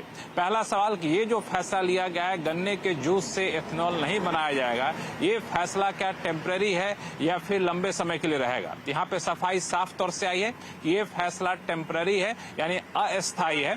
हर महीने सरकार गन्ने के उत्पादन, चीनी के उत्पादन की समीक्षा करेगी और जैसे ही समीक्षा में उत्पादन पर्याप्त दिखने लगेगा कि नहीं चीनी पर्याप्त आ जाएगा हमारे पास, तब इन शर्तों पर, इन पाबंदी में ढील दी जाएगी। दूसरा सवाल ये था कि ठीक है, आप गन्ने के जूस से एथेनॉल बनाने पर तो रोक लगा दिए, क्या मक्के के लिए गन्ना जो एथेनॉल बनता है उसकी कीमत बढ़ाएंगे? क्योंकि अभी उसकी कीमत, सरकारी कीमत 66 रुपए प्रति लीटर है, जबकि एथेनॉल का कॉस्ट बन जाता है 72 रुपए प्रति लीटर। तो यहाँ पे सरकार ने साफ तौर से कहा कि कीमतें बढ़ाने और नहीं बढ़ाने का फैसला हम कभी भी ले सकते हैं। अभी हम कीमतें बढ़ाने का फैसला नहीं लिया, यानी कीमतें बढ़ाने की संभावना से इनकार नहीं किया है। तीसरी जो सबसे महत्वपूर्ण बात निकल करके आई वो ये कि गन्ने के जूस से एथेनॉल बनाने पर निर्भरता जो है, इसको कम करने की कोशिश में सरकार जुटी है। अब सरकार चाहती है कि एथेनॉल बनाने में मक्के को प्राथमिकता दिया जाए। प्राथमिकता कैसे दी जाएगी? तो मक्के को प्राथमिकता देने के लिए सरकार एक स्कीम लेके आ रही है। उस स्कीम के तहत एनसीसीएफ और नेफेड, जो फूड ग्रेन की मार्केटिंग कंपनी, सरकारी कंपनी, उनको सब्सिडी दी जाएगी कि आप एमएसपी पर मक्का खरीदिए और एमएसपी के ऊपर जो भी आपका खर्च आता है, स्टोरेज खर्च, हैंडलिंग खर्च, पैकेजिंग खर्च, वो सारा खर्च सरकार सब्सिडी के तौर पर देगी। और ताकि इस गन्ने को इस मक्के को आप एथेनॉल बनाने वाले प्लांट तक पहुंचा सके, ताकि एथेनॉल प्लांट को सस्ते में मक्का मिल सके। सस्ते में मक्का मिलेगा तो एथेनॉल इससे सस्ते में बन सकेगा। ये तीन बड़ी सफाई सरकार की तरफ से आई है एथेनॉल वाले मामले में। भाई साहब, तो सबसे इंपॉर्टेंट, गन्ने के रस से जो एथेनॉल फिलहाल के लिए नहीं बनाना है, ये क्या टेम्पररी है या लंबे समय के लिए सरकार ने लागू करा है? गवर्नमेंट की तरफ से क्लैरिटी आती हुई कि ये हर महीने इसकी समीक्षा होगी। जब लगेगा डिमांड सप्लाई पैरिटी बैठ रही है तो फिर शायद ये रोल बैक कर लिया जाए डिसीजन। खैर, कोई चीनी स्टॉक रडार पे है क्या? तो सुबह से तो लोग सभी देख रहे हैं कि बलरामपुर वो फिर दबाव में आ गया था, चला रिकवर करेगा। लास्ट मैंने देखा था 2.5-3% दबाव में था। जरा बलरामपुर फायर करिए, ये देखिए सुबह ठीक चला था, उसके बाद मामला गड़बड़ा गया है। बीच में प्रेशर और माउंट हो गया था। ये लक्ष्मण की क्लैरिटी ने शायद मदद कर दी है लोअर लेवल्स पे। क्विकली इसी का, इसमें चार्ट्स में बचा नहीं, वोलेटिलिटी बहुत ज्यादा है। फंडामेंटली धर्मेश जी क्या कर रहे हो फिर चीनी में? कुछ पोजीशंस होल्ड ऑन कर रहे हो, माल छोड़ रहे हो? अब ये रेगुलेटेड सेक्टर है, बच के ही रहना चाहिए। नहीं, लेना ही नहीं चाहिए आशीष जी। देखिए, इथेनॉल बनाया जाएगा या नहीं बनाया जाएगा, ये बड़ी शॉर्ट टर्म आउटलुक है। इंडस्ट्री एंड कॉमर्स मिनिस्टर आपके ही सिस्टर चैनल पर बोल रहे थे कि आने वाले 7 साल में रोड पर चलती हुई हर व्हीकल जो है वो इलेक्ट्रिक रहेगी। अगर ऐसा होना है तो फिर ब्लेंडिंग की जरूरत ही किधर पड़ना है? आई मीन 100% ना भी हो, 40-50% भी अगर इलेक्ट्रिक व्हीकल्स ऑन रोड आ जाती है तो मुझे नहीं लगता है कि इसमें, इस बिजनेस में कोई चार्म रहेगा। हाँ, इथेनॉल फॉर अल्कोहल के लिए यूज करते हैं तो वो एक अलग रिक्वायरमेंट है, वो गन्ने से भी बनता है, मेज से भी बनता है, वो चलता रहेगा। और ये न्यूज फ्लो बेस्ड थोड़ी अप डाउन चलती रहेगी। और as far sugar is concern, उसके कंजम्पशन में तो 1% का भी वॉल्यूम ग्रोथ नहीं है कंजम्पशन के पॉइंट ऑफ व्यू से, अगर आप देखें। और ये धीरे धीरे घटता ही जा रहा है विथ मॉडर्न सोसाइटी के हिसाब से। तो मेरी तो सलाह यही रहेगी कि शुगर से दूर रहे। टेक्निकल प्ले अगर मिलता मोमेंटम बेस्ड तो वो ट्रेड कर सकते हैं। तो फिलहाल बलरामपुर चीनी काउंटर्स में जो स्टोरी थी, जो अच्छी खासी पकी थी, वो एथेनॉल प्ले वाली, वो फिलहाल के लिए तो डिरेल होती दिखाई दे रही है। तो ट्रेड बिल्कुल नहीं लेना है, लिया है तो पोजीशंस अब काटना शुरू करें अगर आपको मौका मिले, कुछ बाउंस मिले तो। वैसे स्टॉक का हाल हम देख ही रहे हैं, दबाव में। पूरे हफ्ते का चार्ट दिखाइएगा। ये आज की चाल 3.5% नीचे, कल लगभग 6% टूटा था। 16% से ज्यादा की गिरावट दरअसल इस काउंटर ने दिखा दी। और बाकी काउंटर्स में तो, कैश वाले काउंटर्स की तो धुलाई चली रही है। वैसे रस से याद आया, गाबा सर, ये यूएसएल टिक नहीं रहा है, गिरावट आ रही है। अभी क्या है कि कुछ लोग हरिद्वार गए हैं, क्या कर रहे हैं उसको तो हम बोल नहीं सकते। चार्ट बढ़िया है। नाम के लिए हरिद्वार गए हुए हैं, निकल तो पहाड़ पे गए कहीं ऊंचा। हाँ, मुझे लगता है वहीं से गए हैं दूर, लेकिन वाया हरिद्वार ही गए हैं। हाँ, हो सकता है, थोड़ा पाप ना करें आज। यूएसएल चार्ट पे कैसा गाबा सर? यार, यूनाइटेड चार्ट तो सबसे पहले ये स्टॉक मेरे पोर्टफोलियो में है, वो क्लैरिफाई कर दूं। लेकिन चार्ट स्ट्रक्चर बढ़िया है। शॉर्ट टर्म में करीब कह सकते हैं कुछ 3-4 महीने से एक साइडवेज जोन पे चल रहा है यूएसएल। लेकिन 1000 का जो जोन है स्ट्रॉन्ग सपोर्ट जोन है। अब वो मिलना चाहिए, matter of time. Medium term to long term मुनाफा मिलेगा। शॉर्ट टर्म में कोई थोड़ा स्ट्रगल कर सकता है बस, लेकिन चार्ट बढ़िया है। स्ट्रॉन्ग सपोर्ट 1000 है, उसके नीचे आसपास मिलता है तो फिर खरीदारी का मौका बन जाता है। ये फिलहाल आपके लिए क्लियर कट व्यू यूएसएल पर फटाफट से चार का चौका के लिए आएंगे, लेकिन एक बार निफ्टी बैंक आपकी स्क्रीन पर फिर दिखा देते हैं, क्योंकि ये 47, 142, 143 के आसपास आ चुका है। 300 पॉइंट की तेजी, बेहद वॉलेटाइल रहा। निचले लेवल से एक बहुत बढ़िया रिकवरी देखने को मिली है। आज का हाई इंपॉर्टेंट है क्रॉस करना, जो है 47,170 का। उसके पार निकले जो अब पलक झपकते हो सकता है, जिस तरह का मोमेंटम देखने को मिला है। सिर्फ 10 पॉइंट दूर है हम उन लेवल से। नजरें रखें आप बैंकिंग काउंटर्स पर। चलिए, चार का चौका की बारी है और पहला ट्रेड आपके लिए फिर लेकर आएंगे सस्ता ऑप्शन का। कविता जी बताइए क्या है ट्रेड? या हर्षदा जी, सो बैंक पर ही नजर है और वहीं से सस्ता ऑप्शन आईसीआईसीआई बैंक पर हम एक ट्रेड इनिशिएट कर सकते हैं। 1010 का कॉल जो कि अभी 20 के प्रीमियम पर चल रहा है, वहां पर एक ट्रेड इनिशिएट करें। For the price premium target of 2528 आप आईसीआईसीआई बैंक का कॉल इनिशिएट करें। स्टॉप लॉस मेंटेन करना चाहिए 17। सस्ता ऑप्शन में भाई आईसीआईसीआई बैंक का 1010 का कॉल खरीद लीजिए। रिकैप कर दूंगा सारे के सारे ट्रेड्स। एफएनओ सुपरस्टार सतपुते साहब के पास चला जाए, दिखाइए जरा एफएनओ सुपरस्टार का स्टेक। सतपुते साहब क्या डिसाइड किया? आशीष जी देखिए, डेफिनेटली रडार पे बैंक है और वो भी private sector bank. HDFC bank I think कल भी इसको मैंने रिकमेंड किया था और आज भी देखिए ये स्ट्रेंथ के साथ खड़ा है। और इनफैक्ट आप चार्ट देखें तो यहाँ पे एक फ्रेश ब्रेकआउट हुआ है। तो जो नया स्टॉप लॉस होगा, नया कॉल होगा, उसका स्टॉप लॉस होगा 1640 का। और आशीष जी इसका जो टारगेट बनता है, देखिए स्विंग ट्रेडिंग के हिसाब से देखें तो 1685 पहला पड़ाव है, लेकिन मुझे लगता है 1700 तक की जगह है। तो 1685 टारगेट 1 और 1700 टारगेट 2 रहेगा एचडीएफसी बैंक। एचडीएफसी बैंक, देखिए कार्यक्रम की शुरुआत तो पूरी हुई थी आपके आईटी काउंटर से, अब पूरा ध्यान आ रहा है बैंकिंग काउंटर्स पर। सस्ता ऑप्शन में कविता जी ने पिक किया आईसीआईसीआई बैंक, एफएनओ सुपरस्टार बन रहा है एचडीएफसी बैंक। अब बताइए अमित, आपका चार्ट का चमत्कार क्या है?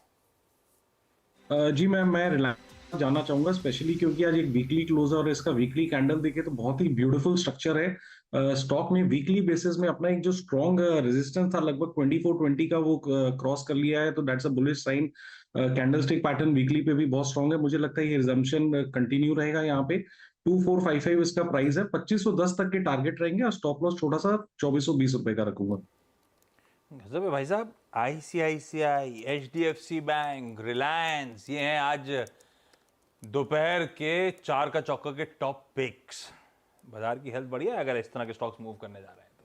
रिलायंस पे तो डिस्क्लोजर भी दिखा देता हूं अभी, नहीं तो भूल जाऊंगा। इस चैनल का, इस प्लेटफॉर्म का स्वामित्व प्रबंधन रिलायंस इंडस्ट्रीज के पास है। ये तो चर्चा में अमित जी का पिक था। आप ट्रेड इन्वेस्टमेंट करने का मन बना रहे हो तो प्लीज एक इंडिपेंडेंट कंसल्टेंट से भी बातचीत कर लीजिएगा।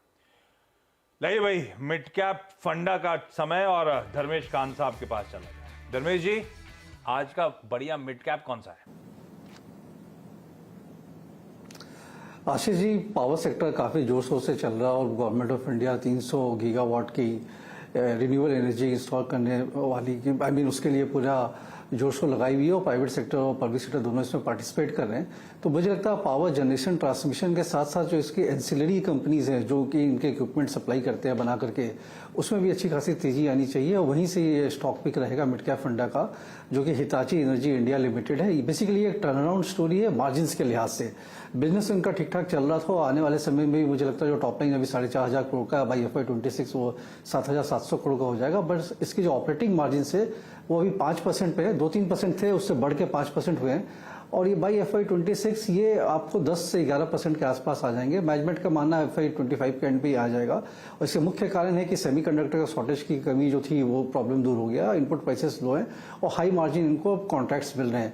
ये HVDC ट्रांसमिशन जो कि हाई ट्रांसमिशन है, जिसमें आपका पावर सेविंग जो स्लिपेजेस होता है वो कम होता है, उसमें काम करती है। Plus 5G, data storage, railway electrification, data centre, ये सब में जो इक्विपमेंट सप्लाई होते हैं, चाहे वो ट्रांसफार्मर हो, कैपेसिटेटर हो, इंसुलेटर हो, ये सप्लाई करती है।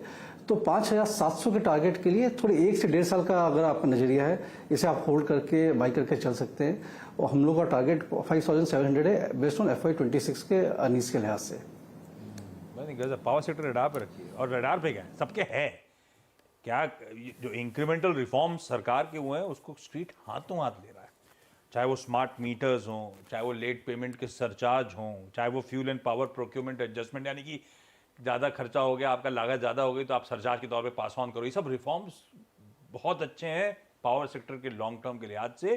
और आपने देखा है हर कंपनी जहाँ पे जो भी पावर से जुड़ी है, चाहे रिन्यूएबल हो, पुराने उससे चलती हो, फाइनेंसिंग कंपनीज हो, सब गजब कर रखा है। हिटाची एनर्जी आज पावर सेक्टर का एक बढ़िया सा पिक, धर्मेश कांत साहब का। क्विकली 4 का चौका के पिक्स इंटरेस्टिंग है। कविता जी का सस्ता ऑप्शन आईसीआईसीआई 1010, 1010 का कॉल, 20 पे बातचीत हुई है, 25 से 28 तक के लक्ष्य हैं, 17 का स्टॉप लॉस लगाइएगा। सतपति साहब ने एफएनओ सुपरस्टार के तौर पे चुना था एचडीएफसी बैंक। भाई साहब ये 1700 तक जाने की तैयारी कर रहा है, पर स्टॉप लॉस ध्यान रखिएगा 1640 पे। सेठ साहब ने कहा था 4 का चार्ट का चमत्कार में रिलायंस इंडस्ट्रीज, वो डिस्क्लेमर तो बता ही चुका आपको, 2420 का स्टॉप है, ब्यूटीफुल कैंडल है, 2510 तक जाने की तैयारी कर रहा है। और फंडामेंटली मिड कैप जो अच्छा लग रहा है वो है हिटाची एनर्जी इंडिया, 5700 तक के लक्ष्य। बढ़िया ट्रेड्स और सभी तेजी के ट्रेड्स यहाँ पर आ रहे हैं। अच्छा, मार्केट आपकी स्क्रीन पर लेकर आते हैं। ये निफ्टी थोड़ा सा स्टिकी दिख रहा है, 21,000 की तरफ बढ़ नहीं रहा है, ये बीचों बीच फंस गया है 20,938। और निफ्टी बैंक में वो 300 पॉइंट की तेजी कायम है, लेकिन 47,170 की तरफ हम बढ़ नहीं रहे हैं। तो इंपॉर्टेंट रहेगा आज वो हाई हम क्रॉस करते हैं या नहीं देखना। अदानी एंटरप्राइजेज लेकर आइए स्क्रीन पर, निचले लेवल से थोड़ी सी रिकवरी यहाँ पर आती हुई, अभी भी 2.5% नीचे है, लेकिन हल्का सा अपटिक आया है इस काउंटर में। जो प्रेशर पॉइंट्स इस समय हैं उसमें आज अनफॉर्चुनेटली आईटीसी है, आईटीसी, ब्रिटानिया, ये कुछ स्टॉक्स है जो दबाव में दिख रहे हैं, टाटा कंज्यूमर भी। राजेश सातपुते, आपकी राय क्या रहेगी? क्या इन लेवल्स पर 450 के आसपास आईटीसी मौका दे रहा है खरीदारी करने का, या फिर कुछ और डिप आएगा तब आप लेंगे? आई थिंक यहाँ से बाइंग करनी शुरू करनी चाहिए, क्योंकि अगर आप इसमें एक ब्रेकआउट देखें और ब्रेकआउट के बाद का क्लोज देखें तो ये 450 के आसपास ही है। अगर 450 देखें तो it's 10 DML level. I think this is a good level जहां पे आप एक लॉन्ग एडिशन कर सकते हो, क्योंकि देखिए ये बड़े काउंटर से हमें इसे डिप पे ही लेना है, तो दिस इज अ डिप जहां पे आपको लॉन्ग बनाना है। 450 के आसपास लॉन्ग करे, स्टॉप लॉस एटलीस्ट 10 रुपए मेंटेन करे। आशीष जी, हर्षदा जी, देखिए मेरा जो टारगेट है इसका वो रहेगा इनिशियली 465 टू 470 स्विंग ट्रेडिंग का, लेकिन पोजिशनली देखे तो मुझे लगता है ये फिर से 490 और 500 के ट्रेजेक्टरी को हिट करेगा। तो आईटीसी में स्ट्रेंथ है, बाय करे, एंड स्टॉप लॉस के साथ 440 का स्टॉप लॉस होगा। ओके, तो ये फिलहाल आपके लिए मौका है। आज जो दरअसल दबाव मुनाफा वसूली देखने को मिल रही है उसका पूरा फायदा उठाइए और तेजी की पोजीशंस लेकर जाइए। अच्छा, एक स्टॉक जो आज खूब चला है और वैसे भी हमने देखा था, डीएलएफ जैसे काउंटर्स का जिक्र हुआ था आज सुबह में, आई थिंक मानस का ही ट्रेड था। डीएलएफ लेकर आइए और लेकर आइएगा प्रेस्टीज एस्टेट्स। प्रेस्टीज मुझे याद है चंदन तापड़िया का पिक था। डीएलएफ ऊपर सुबह में तेजी में था, अब थोड़ा ठंडा हो गया, लेकिन प्रेस्टीज 5% ऊपर है। कविता जी, ये प्रेस्टीज का चार्ट क्या कह रहा है? क्या आप इस ट्रेड के साथ कंटिन्यू करने की सलाह देंगे क्या? रियल एस्टेट में अगर आप देखें तो शोभा 8-9% चला, आज प्रेस्टीज में भी अच्छे मूव बने हैं, एंड इवन लोधा भी अच्छा दिख रहा है। तो ट्रेड अगर किसी ने इनिशिएट किया है ट्रेलिंग स्टॉप लॉस के साथ, 1174 का ट्रेलिंग स्टॉप लॉस है, बने रहना चाहिए अभी ट्रेड में। ओके, बने रहने की सलाह प्रेस्टीज एस्टेट्स में। काफी इंटरेस्टिंग मूव्स यहाँ पर देखने को मिले हैं ओवरऑल रियल एस्टेट स्पेस में। अच्छा, बाय द वे, वैसे इंडिया बुल्स रियल भी आज 9% ऊपर ट्रेड करता हुआ दिखाई दिया है, तो हर तरह का पॉकेट यहाँ पर तेजी में है। एक बार अमित, आरबीएल बैंक पर व्यू देंगे, क्योंकि आज वायदे बाजार में यहाँ करीब 6% का ओआई एडिशन और 3-3.5% के गेंस देखने को मिले हैं। अब बाकी दिग्गजों की हम खूब बात कर रहे हैं, लेकिन आरबीएल बैंक जैसे ट्रेड्स के अगले हफ्ते के लिए कैरी करने वाले हैं या नहीं? काफी शानदार मूव अर्ली मॉर्निंग में देखा था, स्टॉक ने थोड़ा सा मूव गिव अप कर दिया है, लेकिन अगर वीकली कैंडल के बेसिस पे इस स्टॉक को हम देखें तो इसने अपना एक रेजिस्टेंस जो कि लगभग मैम 255-260 के आसपास आता है, वो स्टॉक ने क्रॉस किया है। तो मुझे लगता है जो इनिशियल मूव देखा था उसके बाद एक ड्यूरिंग द डे इसमें प्रॉफिट बुकिंग आई है, तो जिनकी पोजीशन है मेंटेन करना चाहिए। स्टॉप लॉस लगभग रहेगा 258 का, और नेक्स्ट वीक मुझे लगता है कि यहाँ पे एक ट्रेंड रिज्यूम वापस होगा। होगा और ट्रेंड रिज्यूम कर लिया है निफ्टी बैंक ने। देखते ही देखते 400 पॉइंट निफ्टी बैंक में एकदम एक्सप्लोसिव रैली आती हुई दिखाई दे रही है। हम बात कर रहे थे 47,170 पार करेगा या नहीं, उसको बस पीछे छोड़कर 47,250 के लेवल्स आपके स्क्रीन पर देखते ही देखते आ गए और बहुत तगड़ा मोमेंटम है। फटाफट से निफ्टी बैंक के कंट्रीब्यूटर्स लेकर आइएगा डायरेक्टर साहब, उसमें साफ दिख जाएगा कि किन स्टॉक्स ने दरअसल खींचा है। सबसे बड़ा योगदान ऑफ कोर्स एचडीएफसी बैंक का है, 250 पॉइंट ऊपर ये आईसीआईसीआई, एक्सिस, कोटक जैसे स्टॉक्स है जहां पर ताबड़तोड़ तेजी हो रही है। 47,238 कल मौजूदा स्तर। ये बताइए पहले तो आप गाबा साहब, निफ्टी बैंक का अगला पड़ाव क्या रहेगा, क्योंकि हम एक बहुत तगड़ी तेजी में अब आ चुके हैं। मेरे ख्याल से अभी देखिए बेसिक जो वैल्यू है वो है 46,900। जब तक हम इसके ऊपर है तब तक सब ठीक है। ट्रेड कर रहा है, फ्यूचर की बात कर रहा हूँ 47,480। मुझे लगता है 48,000, 49,050 भी दूर नहीं है। जैसा जो आरबीआई पॉलिसी के बाद जो मूव मिला है अब, आई थिंक 50 दूर नहीं है। That's all, it's matter of time. मैं यहाँ पर हूँ या नहीं मुझे पता नहीं, 2 दिन, लेकिन 50 दूर नहीं है। हूँ नहीं हूँ मतलब आपने कहा था कि मंडे ट्यूसडे आप सुबह के शो में तो जुड़ोगे। बिल्कुल करूंगा 100%। अब मैंने चेक किया कि वहां पर वाईफाई है। आपको शक था कि वाईफाई वाला होटल नहीं देंगे वो लोग? नहीं, आपको 100% है वाईफाई। वाईफाई तो होता है गाबा साहब सब जगह पर, वो क्या अच्छी क्वालिटी का लिंक है वो चेक कर लेना। We are more than welcome to join us. Hotel बहुत ही अच्छा है, पक्का होगा। सेट है गाबा साहब, मंडे ट्यूसडे दोनों दिन छुट्टी पे हैं, लेकिन विदेश से हमें कह रहे थे अच्छी अच्छी जगहों पे घुमाते घुमाते आपको मैं वहां से लिंक करूंगा। चलिए बढ़िया है, वेरी गुड। चलिए अब एक और पर्सपेक्टिव मार्केट का अब लेकर आते हैं आपके लिए। एवेंडिस कैपिटल मार्केट ऑल्टरनेट स्ट्रैटेजीज के चीफ इन्वेस्टमेंट ऑफिसर नंदिक मलिक हमारे साथ जुड़ गए। नंदिक जी स्वागत है आपका। बैंकों का ही जोश है, इनफैक्ट बैंक्स ने इस रैली की शुरुआत इस हफ्ते की थी और होपफुली समाप्ति इस हफ्ते की भी बैंकिंग काउंटर्स में जो तेजी है उसी के बल पर रहेगी। आप इस मार्केट को इन करंट पॉलिटिकल डेवलपमेंट्स के बीच क्या अप्रोच रख रहे हैं, कितनी अग्रेसिव तेजी की तरफ है?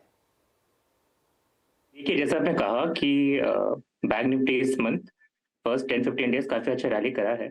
अगर आपने लास्ट 6-7 मंथ्स देखा होगा तो बैंक निफ्टी ने काफी अंडर परफॉर्म भी करा था। सो अराउंड 10% अंडर परफॉर्मेंस था बैंक निफ्टी का निफ्टी के कंपैरिजन में। सो थोड़ा सा कैचअप हो रहा है और मार्केट्स में देखिए लोकल फैक्टर्स और ग्लोबल फैक्टर्स में लोकल फैक्टर्स थोड़े स्टेबलाइज हो गए, क्योंकि फॉर एग्जांपल लास्ट टाइम 2019 में अनसर्टेनिटी था कि what will happen to elections. इस बार तीनों स्टेट्स के बाद वो अनसर्टेनिटी काफी कम हो गया है। सो इसीलिए जो रैली आपको दिख रहा है पॉसिबली उसी के चलते हो रहा है। इस मार्केट सिनेरियो में इट इज एडवाइजेबल कि आप प्राइस को फोकस ना करें कि निफ्टी 21 जाएगा कि 21,500 जाएगा। बहुत स्ट्रांग मोमेंटम है, जब तक वो मोमेंटम टूटता नहीं है हमारा एडवाइस यही है कि आप फ्लो के साथ चले। जो हमारा फंड है, जो हमारा मेन फ्लैगशिप फंड है, we call it the abundance long short fund, उस पे हमारा मैंडेट स्लाइटली डिफरेंट है। उस पे हमारा मैंडेट है कि स्टेबल रिटर्न्स दें, लो रिस्क पे दें, तो उसमें हम लोग उतनी तेजी नहीं खेलते। बट अदरवाइज फैक्टर्स तो दिखा रहे हैं कि मार्केट का गिरना थोड़ा मुश्किल ही लग रहा है। फंड में इतनी तेजी नहीं खेलते तो फिर रिटर्न्स कैसे बनते हैं नंदिक? कहाँ दाव लगाते हैं आप लोग? नहीं तो हम लोग क्या करते हैं ना, we are comparing ourselves to a debt plus fund. So हम बोल रहे हैं जो डेट फंड्स आपको देते हैं हमारा फ्लैगशिप फंड, उससे हम आपको बेटर रिटर्न्स देंगे एट कंपेरेबल रिस्क लेवल्स। तो हम लोग ऑप्शंस में काफी एक्टिव है, बट स्टॉक ऑप्शंस में हम लोग इतने एक्टिव नहीं है। हम लोग इंडेक्स ऑप्शंस खेलते हैं। The reason is liquidity. वहाँ इतने हाई वॉल्यूम्स है कि 1,000-2,000 क्रोर्स पोजीशंस अगर आपको बनाने हैं तो position building, profit booking, loss booking काफी इजी हो जाता है। तो इसलिए हम लोग मेनली इंडेक्स लेवल पोजीशंस करते हैं और हम लोग normally too much of directional positions नहीं लेते हैं। So we do a combination of buy options and sell options, और फिर उसके साथ जितने भी स्टेबल रिटर्न्स बनते हैं investors are happy with that.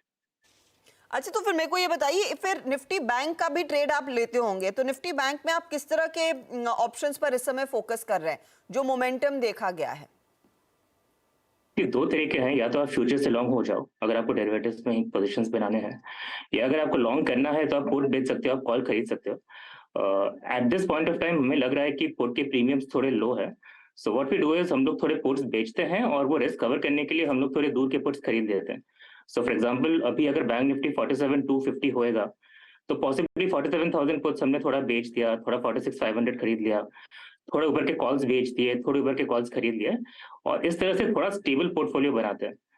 और पे आउट ऐसा होता है कि अगर मार्केट स्टेबल रहे या थोड़ा ऊपर जाए तो थोड़ा पैसा बन जाता है उसमें।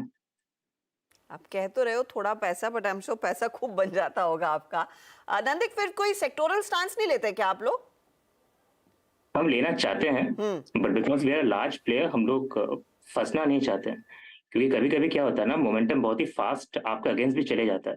सो उसीलिए हम लोग mainly Nifty, bank Nifty, mid cap index, fin services index, जितने भी इंडेक्स के आप डेरिवेटिव्स है, ऑप्शंस है, हम लोग नॉर्मली अपने पोजीशंस, बड़े पोजीशंस उसी में बनाते हैं, क्योंकि उसमें पोजीशन बिल्डिंग और पोजीशन कटिंग काफी इजी हो जाता है। स्टॉक्स में क्या है ना कि liquidity could be a problem अगर आपका साइज थोड़ा बड़ा हो, तो इसलिए हम लोग स्टॉक्स में उतने पोजीशंस लेते नहीं है। कंप्लीटली अंडरस्टैंड, क्योंकि आपका स्टांस ही वैसा है, लेकिन आप लोग आई एम श्योर देखते हैं कि क्या हो रहा है, चाहे वो HDFC बैंक हो, ICICI बैंक हो एंड द लाइक्स। तो अब मैं उस पर्सपेक्टिव से जानना चाहूंगी कि कहां से आपको लग रहा है वो ज्यादा थ्रस्ट जनरेट होगा, if it all it has to be an index also. क्या वो लार्जली बैंक्स होंगे? आज हम देख रहे हैं IT काउंटर्स में फिर से कॉन्फिडेंस लौटता हुआ दिखाई दे रहा है, and it perhaps could be imported क्योंकि नास्डैक में तेजी है। तो इस समय कहां पर बुलिश व्यू बन रहा है जिसको आप जहन में रखकर फिर अपनी पोजीशन बनाएंगे अगली ट्रेड वाली? हमारे लिए हाई बीटा सेक्टर्स कैसे मूव करते हैं वो बहुत इंपॉर्टेंट है, क्योंकि टिपिकल रैलीज में क्या होता है ना कि अगर निफ्टी ऊपर जा रहा है और हाई बीटा सेक्टर्स, मेटल्स हो गए, बैंक्स हो गए, अगर वो निफ्टी से अच्छा कर रहा है ना, और साथ में रुपी स्टेबल है, इंटरेस्ट रेट स्टेबल है, तो हम लोग नॉर्मली थोड़ा बुलिश व्यू बिठाते हैं मार्केट्स पे। और अभी अगर आप देखें तो हो वही रहा है, रुपी स्टेबल है, क्रूड नीचे आ रहा है, बैंक निफ्टी 6-7 महीने अंडर परफॉर्मेंस के बाद ऊपर की तरफ काफी अच्छा परफॉर्मेंस दे रहा है। सो हम लोग देखते हैं कि नॉर्मली इंडिसेस आपस में कैसे इंटरप्ले करते हैं, स्टॉक्स हम लोग कम ऑब्जर्व करते हैं, बट अगर हाई बीटा सेक्टर्स इंडेक्स से बेटर कर रहे हैं, मैक्रो स्टेबल है, we think it's a good time कि आप थोड़ा सा लॉन्ग रहे। आज जब हम बात कर रहे हैं, प्रॉब्लम ये हो गया कि काफी रैली काफी शॉर्ट टाइम में हो गया, सो उसको भी थोड़ा सा ध्यान पे रखना पड़ेगा, क्योंकि नॉर्मली इतना शार्प रैली इतने शॉर्ट टाइम के बाद कभी कभी माइनर करेक्शंस आते हैं, सो वो भी आपको देखना पड़ेगा। तो अभी आप बैंक कर रहे हैं कुछ माइनर करेक्शन का, क्या वो पॉसिबल है? पॉसिबल तो है, क्यों नहीं है, इतना शार्प अगर बैंक निफ्टी बढ़ गया 10% इन लेट्स से 2 वीक्स 1 वीक, तो शार्प थोड़ा स्लाइट पुल बैक तो हो ही सकता है। But the good thing is, मेरे ख्याल से, हमारे हाउस के ख्याल से, ग्लोबल फैक्टर्स ही ज्यादा इंपॉर्टेंट रहेंगे, क्योंकि लोकल फैक्टर्स में आज RBI भी हो गया, काफी concerns around what happens in May 2024 वो भी थोड़े से रिसीड कर गए। तो more than local factors, global factors decide करेंगे कि मार्केट्स कहाँ जा रहा है, और अगर ग्लोबल फैक्टर्स स्टेबल रहे, so no news is good news, अगर वहां से कोई खराब न्यूज नहीं आता है तो शायद मार्केट्स नीचे ना आए, ऊपर जाए कि ना जाए वो एक सेकेंडरी इशू है, बट अगर ग्लोबल से कुछ बैड न्यूज नहीं आता है तो शायद मार्केट्स नीचे ना जाए। इस तरह की तेजी में नॉर्मली आपको कोई ट्रिगर चाहिए, just because valuations have gone up market नीचे नहीं आता है, कुछ एक ट्रिगर चाहिए, वो ट्रिगर मुझे लोकल दिखता नहीं है। सो मान लीजिए कुछ वापस इजराइल हमस में हो गया, कुछ यूक्रेन रशिया के बीच कुछ हो गया, तो वो ट्रिगर हो सके, बट अगर कुछ नहीं हो रहा है तो शायद मार्केट इसी लेवल्स पे या ऊपर ही जाए। All's well that ends well, ये आप कहेंगे, लेकिन no news, no bad news from the international market is very good news. बहुत बहुत शुक्रिया नंदिक हमारे लिए समय निकालने के लिए। नंदिक लार्जली दरअसल वायदे की पोजीशंस पर ज्यादा फोकस करते हैं, लेकिन इस समय अगर आप बाजार देखें तो वो भी आसमान छू रहा है, नए शिखर पर। आशीष, बधाई हो आपको, निफ्टी बैंक पहुंच गया है। मैं वही देख रही थी कि यहाँ पर कितना मोमेंटम, 450 पॉइंट से ज्यादा की तेजी तो हमने आज के आज बना ही ली। हम 47,300 को छूकर चूमकर अब 4259 पर आते हैं। गजब है भाई साहब, 1% के आसपास का उछाल। और कुछ बैंकिंग स्टॉक जो आप मूव कर रहे हैं, कोटक का इंटरडे चार्ट प्लीज रखिएगा, कोटक महिंद्रा बैंक का। अभी एकदम से ये देखिए आपकी स्क्रीन पे सारी तेजी पिछले कुछ मिनट में ही आपकी स्क्रीन पे पूरी तरह से प्ले आउट होती हुई। कोटक का चार्ट, अमित सेठ साहब आप रेडी रखना, आ रहा हूं आपके पास। ऐसे ही ICICI बैंक तो खैर बेहतर करना शुरू कर चुका था पहले ही। इस समय का हाईलाइट सिर्फ कोटक है, लेकिन दिखाइए आईसीसी बैंक, ये देखिए वो तो खैर मोमेंटम पकड़ लिया था। सेठ साहब, कोटक देखा आपने? आशीष जी काफी बेहतरीन चार्ट है। इनफैक्ट कोटक में एक inverse head and shoulder pattern का रिसेंटली ब्रेकआउट देखा था। स्टॉक कंफर्टेबली अपने 200 डेमा के ऊपर ट्रेड कर रहा है। That has happened after a long time. Almost flat pattern के ब्रेकआउट के वर्ज पे है, तो क्लोजिंग ट्रेड में हमें इसमें पोजीशन बनानी चाहिए। स्टॉप लॉस रखेंगे 1820 का, और मुझे लगता है 1860 से 1865 के टारगेट्स पॉसिबल है। बहुत ही बढ़िया तेजी देखने को मिली आज ना। निफ्टी बैंक की वही हाल हुआ है जैसे वो आची कॉमिक्स में आची एंड्रूज की जैलपी होती थी, जो गाड़ी चलती नहीं थी, पहले शुरू ही नहीं होती थी, और फिर मैंने एक पढ़ी थी कि उसका फिर ब्रेक फेल हो जाता है, फिर वो भागती रहती है और ये चलाते रहते हैं। ये वो हाल हो गया आज निफ्टी बैंक का। 400 पॉइंट दरादन तेजी करते रहो। बहुत बड़ा मूव देखने को मिल रहा है। इनफैक्ट आप एक बार सरकारी बैंक भी लेकर आइएगा स्क्रीन पर। एसबीआई वाला ट्रेड जिसकी हम चर्चा कल कर रहे थे, ये करीब 616 के आसपास, 619 620 के लेवल्स पर आया है। काबा साहब, इसकी हम बात कल ही कर रहे थे कि एक मोमेंटम है। अब अगला पड़ाव क्या रहेगा अगर अज्यूमिंग ये 1619 1620 के आसपास क्लोज दिखा देता है? 614 पे ट्रेड कर रहा है एसबीआई। स्टॉप लगाना चाहिए करीब 600 का ज्यादा है, उतना लगेगा नहीं। मोमेंटम है। अब जो मूव बना हुआ है इससे एक बहुत बढ़िया आपको फास्ट मिल सकता है। मिनिमम टारगेट होगा 630, फिर 640, फिर 650। जो मोमेंटम है, अपमूव है, पॉज है, फिर एक अपमूव मिलेगा, वो ले जाएगा, लेना चाहिए। बीटीएसटी के तौर पर भी एसबीआई एक बेहतर ट्रेड बनेगा आज। लेकिन अभी बताएंगे गावा सर उनका बीटीएसटी या STBT idea. I am sure BTST होगा, बातों से ऐसा लग रहा है। एक बार निफ्टी की कंट्रीब्यूशन प्लेट रख देते हैं स्क्रीन पे। कैसे बैंक्स, लार्जली बैंक्स और थोड़ा बहुत आईटी का तबका। आईटी तो आज सुबह से आउट परफॉर्म कर रहा था, बैंक्स अब लाइमलाइट हॉक कर रहे हैं। HDFC bank, ICICI bank, Infy, HCL tech, ये हैं दोनों इंपॉर्टेंट पिलर्स वेटेज के लिहाज से निफ्टी 50 के। और देखिए क्या मूव दिखाते हुए बैंक्स और आईटी स्टॉक्स। ठीक है, अब जरा क्लोजिंग ट्रेड्स पे आ जाते हैं। एक्सपर्ट जो भी चुन रहे हो इस मोमेंटम में, बीटीएसटी या किसी का एसटीबीटी हो, जो भी आइडियाज हो उस पर बातचीत। सबसे पहले समित के पास चला जाए।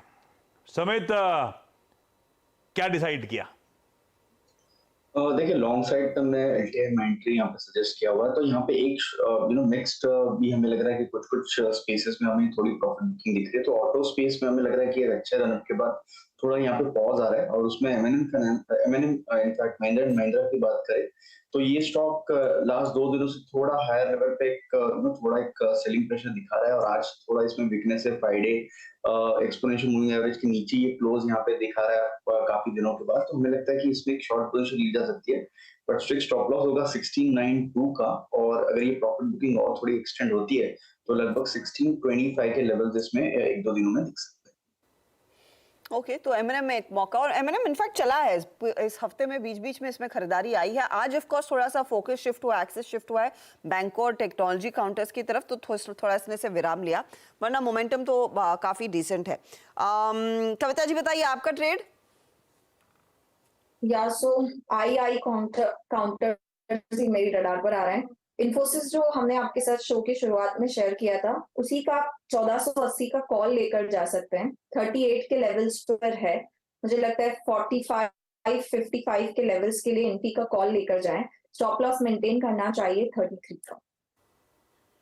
इन्फी का कॉल खरीदा जा सकता है। इन्फी, कविता जी ने आज शो की शुरुआत में एक ही स्टॉक में पूरा सब कुछ खेलोगे क्या? इन्फी का आज का सुबह का ये 2 बजे का प्रेफर्ड पिक भी इन्फी था ना? यस।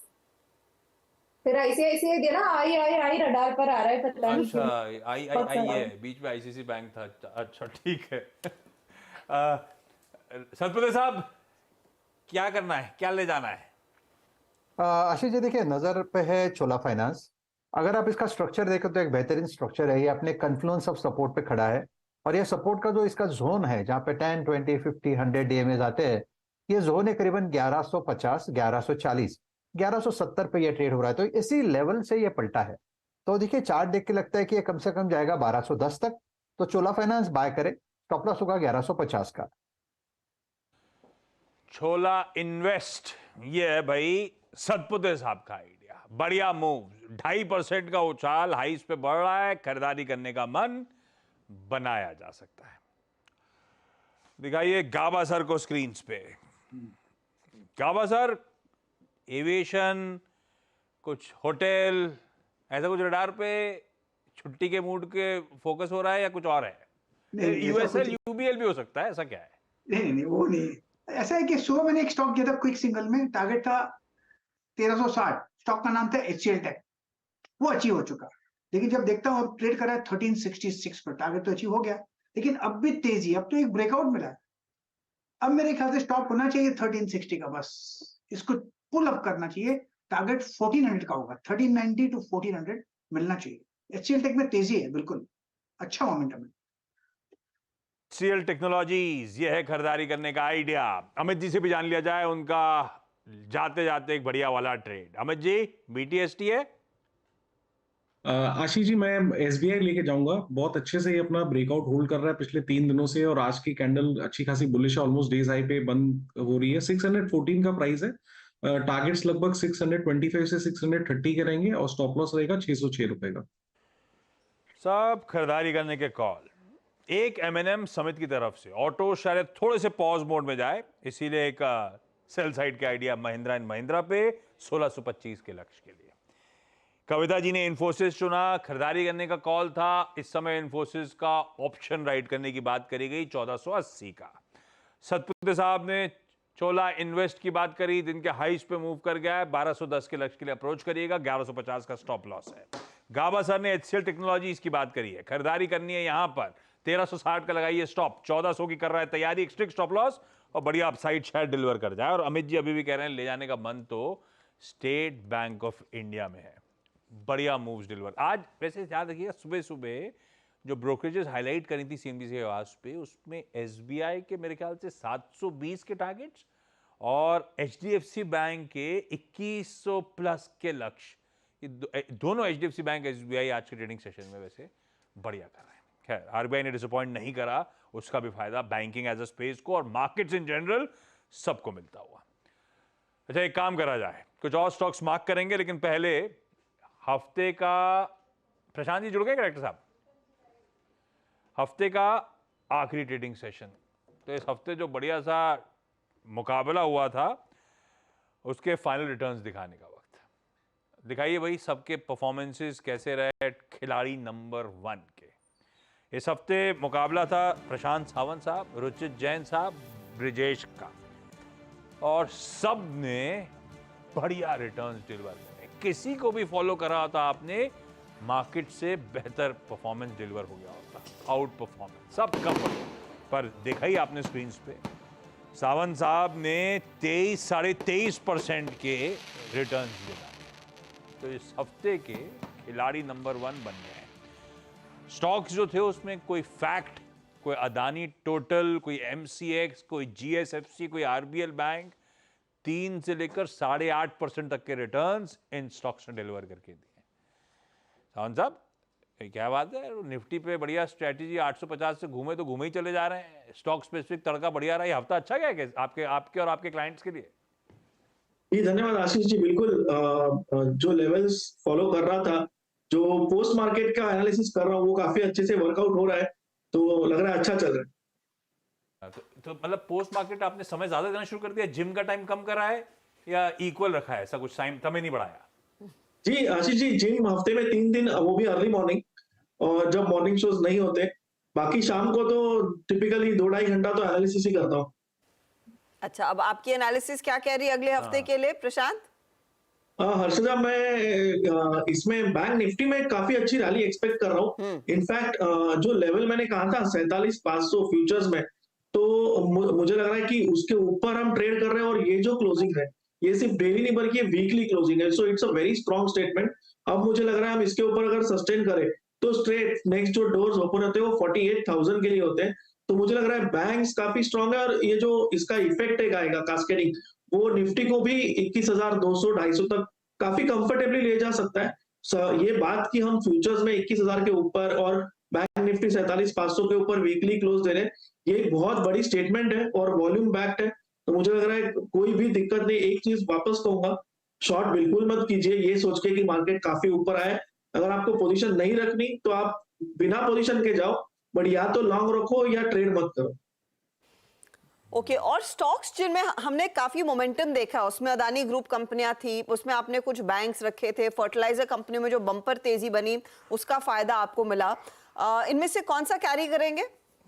जी हर्षा जी, मैं आरबीएल बैंक पे बहुत ज्यादा बुलिश हूँ और इनफैक्ट मेरी ये राय है कि ये स्टॉक अभी भी इसमें काफी पोटेंशियल बचा है। करीबन अगर हम देखें तो 270 पे ट्रेड कर रहा है, बट मुझे लग रहा है ये स्टॉक इस महीने या ज्यादा से ज्यादा जनवरी तक 310 तक जा सकता है, जो कि इन टर्म्स ऑफ परसेंटेज काफी अच्छे रिटर्न होंगे। तो ये ट्रेड और फैक्ट, मैं फैक्ट पे हमेशा से, इनफैक्ट आपको पता है साल भर से ऑलमोस्ट हर बार मैं फैक्ट रेकमेंड करता ही हूँ, तो फैक्ट पे मैं काफी बुलिश हूँ। तो ये दो स्टॉक बेझिझक कैरी कर सकते हैं। तो ये फिलहाल आरबीएल बैंक फैक्ट जैसे ट्रेड्स अभी भी कैरी कर सकते हैं। कॉन्फिडेंस है और कॉन्फिडेंस है कि अब निफ्टी बैंक अपने पूरे तेवर दिखाएगा तेजी वाले। कॉन्ग्रेचुलेशंस वंस मोर प्रशांत, बहुत ही बढ़िया प्ले रहा। इनफैक्ट ब्रिजेश काफी स्ट्रगल कर रहे थे और उन्होंने कल शो के दौरान कहा भी था कि मैं जो भी कह रहा हूँ वो चल नहीं रहा है, लेकिन कल और आज में क्या तगड़ा कमबैक, 7% तक के रिटर्न्स उनके भी रहे हैं। तो well played all of you, बहुत ही बढ़िया प्ले दरअसल खिलाड़ी नंबर 1 में हमारे तीनों जानकारों ने दिखाया है। चलिए अब आखिरी 6 मिनट के ट्रेड में हम उतर रहे हैं और निफ्टी बैंक की चाल एकदम मजबूत। मिड कैप इंडेक्स एक बार स्क्रीन पर लेकर आएंगे। आपको याद होगा कार्यक्रम की शुरुआत में हम कह रहे थे कि मार्केट ब्रेथ बेहद नेगेटिव हो गई है। Mid cap index in fact triple digit losses में था, अब ये गिरावट जो है 80 पॉइंट तक ही सीमित रह गई है। तो उस इंडेक्स में भी हमने देखी एक डिसेंट रिकवरी और वो भी सराहनीय है। कुल मिलाकर इस हफ्ते की जो समाप्ति होगी वो एक पॉजिटिव नोट पर होगी। 21,000 पर क्लोज शायद हम नहीं देख रहे आशीष, लेकिन मोमेंटम रहा है तेजी की तरफ ही। गजब कर रहा है, 2400-2500 पॉइंट निफ्टी बैंक इस हफ्ते बना के जा रहा है। इस तरह का ये हफ्ता रहा है, इस तरह का इलेक्शन वर्डिक्ट के बाद चाल रही बाजारों की। ये आपके स्क्रीन 7 दिन में 6.25% ये कन्वर्ट हो गया 2400-2500 पॉइंट्स। इस तरह की पावरफुल रैली। खैर बैंक्स चल रहे हैं, बैंक्स का रब ऑफ फाइनेंशियल्स पे है। मैं कहता बजाज फिनसर्व अब लोअर लेवल से बढ़िया रिकवरी दिखा रहा है। अरे कुछ मिनट पहले तो दबाव में था, जैसे निफ्टी बैंक दबाव रेड से घूमा है, बजाज फिनसर्व भी इसी तरह से घूमता हुआ आपको नजर आएगा। एकदम से मोमेंटम पिकअप होता हुआ उसमें। सरस्वती साहब चार्ट देखिए जरा, बजाज फिनसर्व। जी बजाज फिनसर्व का चार्ट एक बेहतरीन चार्ट है और इनफैक्ट इसमें एक ब्रेकआउट हुआ है। अगर आप इसको चैनल पर देखते हैं यानी वीकली पे देखते हैं तो आपको एक क्लियर कट चैनल ब्रेकआउट दिखता है जो करीबन 1700 के आसपास है। ऑप्शंस का डेटा देखें तो 1700 पे पुट राइटर खड़ा है, तो दैट सिंपली शोज कि जब जब ये 1700 के आसपास आएगा यहाँ पे बाइंग इमर्ज होगी। आज का लो भी 1698 का है, यानी 1700 टेस्टेड है। तो मेरे हिसाब से लॉन्ग साइड की पोजीशन बनेगी 1700 के ऊपर। स्टॉप लॉस हम जो मेंटेन करेंगे वो रहेगा 1685 का। और मेरे हिसाब से अगर आप स्विंग ट्रेडिंग का टारगेट एक छोटा कंजर्वेटिव भी लेते हैं तो भी 1760 1770 ये होगा, लेकिन पोजिशनली मुझे लगता है ये 1800 को पार करेगा। अच्छा समित, मैं आपसे पूछना चाहूंगी मेटल्स में जो आज तेजी बनी है, जेएसडब्ल्यू, हिंडाल्को जैसे काउंटर्स, आपके हिंदुस्तान कॉपर जैसे काउंटर्स में भी हमने देखा एक अच्छा खासा मोमेंटम बना। अच्छा समित नहीं, कविता जी है क्या? कविता जी कोई मेटल वाला ट्रेड जो आप लेना चाहेंगी, कैरी करना चाहेंगी अगले दिन के लिए? या सो मेटल्स में भी एक अच्छे मूव बने। मुझे लग रहा है जेएसडब्ल्यू एनर्जी यहाँ पर एक बहुत अच्छा ब्रेकआउट देखा है हमने, राउंडिंग बॉटम का ब्रेकआउट आते हुए देखा है ऑन अ डेली चार्ट। सो ये जो हम आज फुल बैक देखे 450 पिवट्स पर जाकर सेटल हुआ है, मुझे लगता है यहाँ एक बाय ट्रेड इनिशिएट कर सकते हैं। स्टॉप लॉस छोटा ही मेंटेन करेंगे 444 का। मुझे लगता है रिबाउंड होते हुए देख सकते हैं 475 495 के लेवल्स की तरफ। तो interesting moves. In fact JSW energy पर एक व्यू आ रहा है। जेएसडब्ल्यू स्टील, जेएसपीएल जैसे काउंटर्स, जिंदल ग्रुप कंपनियों में हमने देखा था इस हफ्ते अच्छी खासी तेजी बनी है। चलिए अब वॉल की तरफ बढ़ते हैं। आखिरी 2.5 मिनट बचा है ट्रेड का और एक अच्छा मोमेंटम वाला सेशन रहा है। 21,000 के दर्शन हुए। भले ही हम उन लेवल्स पर टिक नहीं पाए हैं, लेकिन एक अच्छी खासी तेजी और साथ ही साथ 47,303 की ऊंचाई निफ्टी बैंक भी अपने नाम लिख पाया है। तो एक बहुत ही तगड़ा मूव और उन हाईस के करीब ही आज दरअसल ये इंडेक्स निफ्टी बैंक वाला जाकर टिकेगा। तो बैंकों में जबरदस्त तेजी, बहुत तगड़ी तेजी देखने को मिली। 450 पॉइंट के इजाफे के साथ हम जाकर टिकेंगे। मिड कैप इंडेक्स थोड़ा सा आज मुनाफा वसूली का शिकार बना, लेकिन आज तो साथ आईटी काउंटर्स का भी था, वहां पर भी हमने देखा 430 अंकों तक की तेजी बनती दिखाई दी है, तो अच्छा खासा मोमेंटम प्ले। बस मिड कैप्स में प्रेशर आया, इसीलिए हम एडवांस डिक्लाइन रेशियो को आज इस हफ्ते के आखिरी सत्र में कुछ नेगेटिव होता देख रहे हैं। स्मॉल कैप्स में भी कुछ हमने कॉन्ट्रैक्शन ही देखा है। कुछ स्टॉक्स जो सबसे ज्यादा चले हैं वो आपकी स्क्रीन पर लेकर आएंगे। आज टेक्नोलॉजी और बैंक इन दोनों का ही प्ले था। टेक स्टॉक्स आपकी स्क्रीन पर फटाफट से लेकर आते हैं। HCL टेक, इन्फोसिस जैसे काउंटर्स, LTI माइंट्री जैसे काउंटर्स दिग्गजों में इनमें सबसे ज्यादा तेजी बनी है। दूसरी तरफ परसिस्टेंट, कोफोर्ज जैसे काउंटर्स वायदे में अच्छा खासा परफॉर्म कर रहे थे, तो वहां पर भी लोगों ने तेजी की पोजीशंस जोड़ी है और वो कैरी की है। 1.5% ऊपर कोफोर्ज, परसिस्टेंट में 2.5% का इजाफा देखने को मिला। अब आइए बैंकिंग काउंटर मेजर्स पर। आज HDFC बैंक का पूरा योगदान निफ्टी बैंक में तेजी की तरफ रहा है। 1-1.5% का इजाफा यहाँ पर। ICICI बैंक 1000 के ऊपर का क्लोज आपको दिखाएगा, 1011 के लेवल्स आ चुके हैं। कोटक महिंद्रा बैंक में भी एक अच्छी खासी खरीदारी बनती दिखाई दी और एक्सिस का भी साथ मिला है आज के इस मूव में।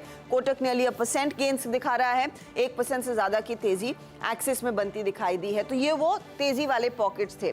इसके अलावा L&T, JSW स्टील जैसे काउंटर्स में भी हमने देखा है आज के दिन खरीदारी की पोजीशंस पर ही मार्केट जाकर क्लोज दिखा रहा है। मिड कैप में एक्टिविटी क्या हुई है वो काउंटर्स भी आपकी स्क्रीन पर लेकर आएंगे। और मिड कैप में हमने देखा एक तो GMR एयरपोर्ट, उस ब्लॉक के बाद अच्छा खासा ब्लॉक डील हुआ, बड़े साइज का ब्लॉक हुआ, स्टॉक को हाथों हाथ ले लिया गया, करीब 12% तक का इजाफा इधर। कुछ छोटे काउंटर्स में REC, PFC जैसे ट्रेड से जहां पर अच्छी खासी तेजी बनी। पावर कंपनियां इस पूरे हफ्ते अच्छा परफॉर्म करने में कामयाब रही हैं, तो वहां पर इन काउंटर्स का मूव था। इंडिया सीमेंट, चोला इन्वेस्टमेंट, ये कुछ स्टॉक्स थे जाते जाते जहां पर तेजी बनी। और ऑफ कोर्स एक RBL बैंक भी था जहां पर अच्छी खासी खरीदारी देखी गई। आज का close on the bell Nifty जो है टिक रहा है करीब करीब 20,972 के लेवल्स पर। निफ्टी बैंक 47,287 के लेवल्स पर, पूरे 446 अंकों की बढ़त, 1% का इजाफा। और सेंसेक्स आपके सामने करीब 300 पॉइंट बढ़ पाने में कामयाब रहा है। हीट मैप आपके लिए लेकर आएंगे और फिर आपको बताएंगे वीकली आधार पर कहां पर सबसे ज्यादा एक्शन बना, क्योंकि एक बहुत ही तगड़ा एक ट्रेंडिंग तेजी वाला वीक रहा है ये। तो आज जाते जाते 50-50 से ज्यादा का मामला हो गया। गिरने वाले शेयरों की संख्या थोड़ी सी ज्यादा बढ़ गई थी। दबाव हम देख रहे हैं यहाँ पर किन किन काउंटर्स की तरफ से आया, लेकिन आप देखिए ओवर द वीक के गेनर्स कौन से हैं। अदानी ग्रुप काउंटर्स पूरे छाए हुए थे, 23-24% का इजाफा पोर्ट में। एंटरप्राइजेज 19% ऊपर, पावर ग्रिड में 8 से 9% तक की तेजी इस हफ्ते बनी है।